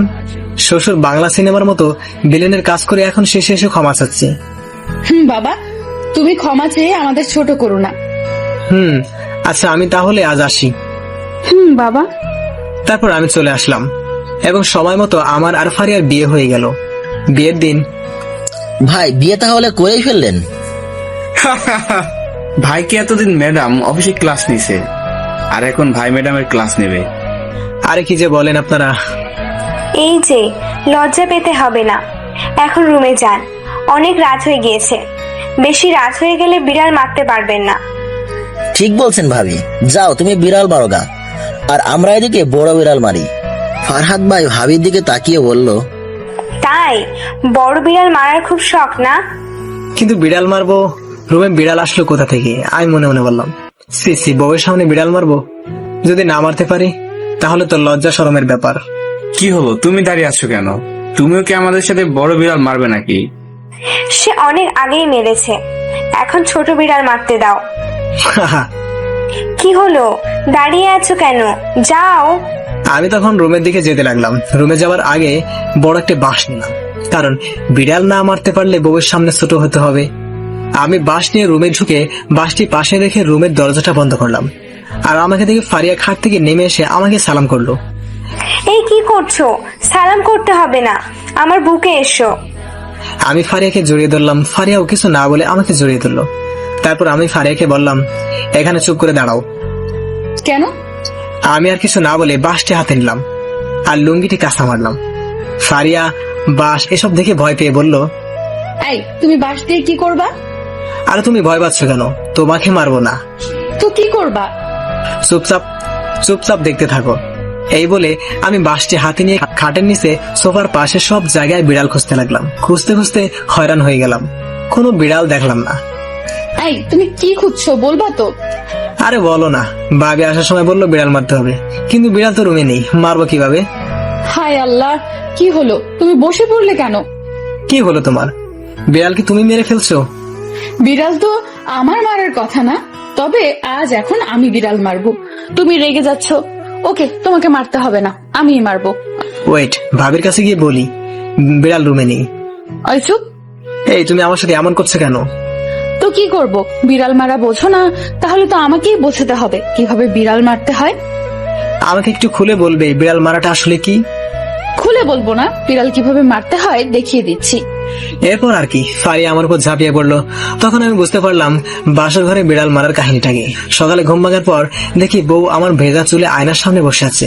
আমার ঘুম ভাঙা দেখে ফারিয়া বলল, কি জনাব, বিড়াল মারা কি শিখেছো নাকি আমাকে শিখিয়ে দিতে হবে? শিখেছি মানে অনেক ভালো করে শিখেছি। আসো এখন আরেকটা বিড়াল মারি। না না, কোনো দরকার নেই, সময় মতো দেখা যাবে কি করো। তা তো দেখতেই পারবা, তবে তবে কি? বিড়াল কিভাবে মারতে হয় সেটা তোমাকে জানতে হবে না, ইতিহাসের বইটি পড়লে তারা জানতে পারবে। ইতিহাসের বই কোথায় পাবো? সেটি তোমার পাঠক পাঠিকারা বিয়ে করলে পাবে, তার আগে পাবে না। ও, তাহলে ভিউয়ার্সদের তাড়াতাড়ি বিয়ে করতে বলি। হ্যাঁ বলো।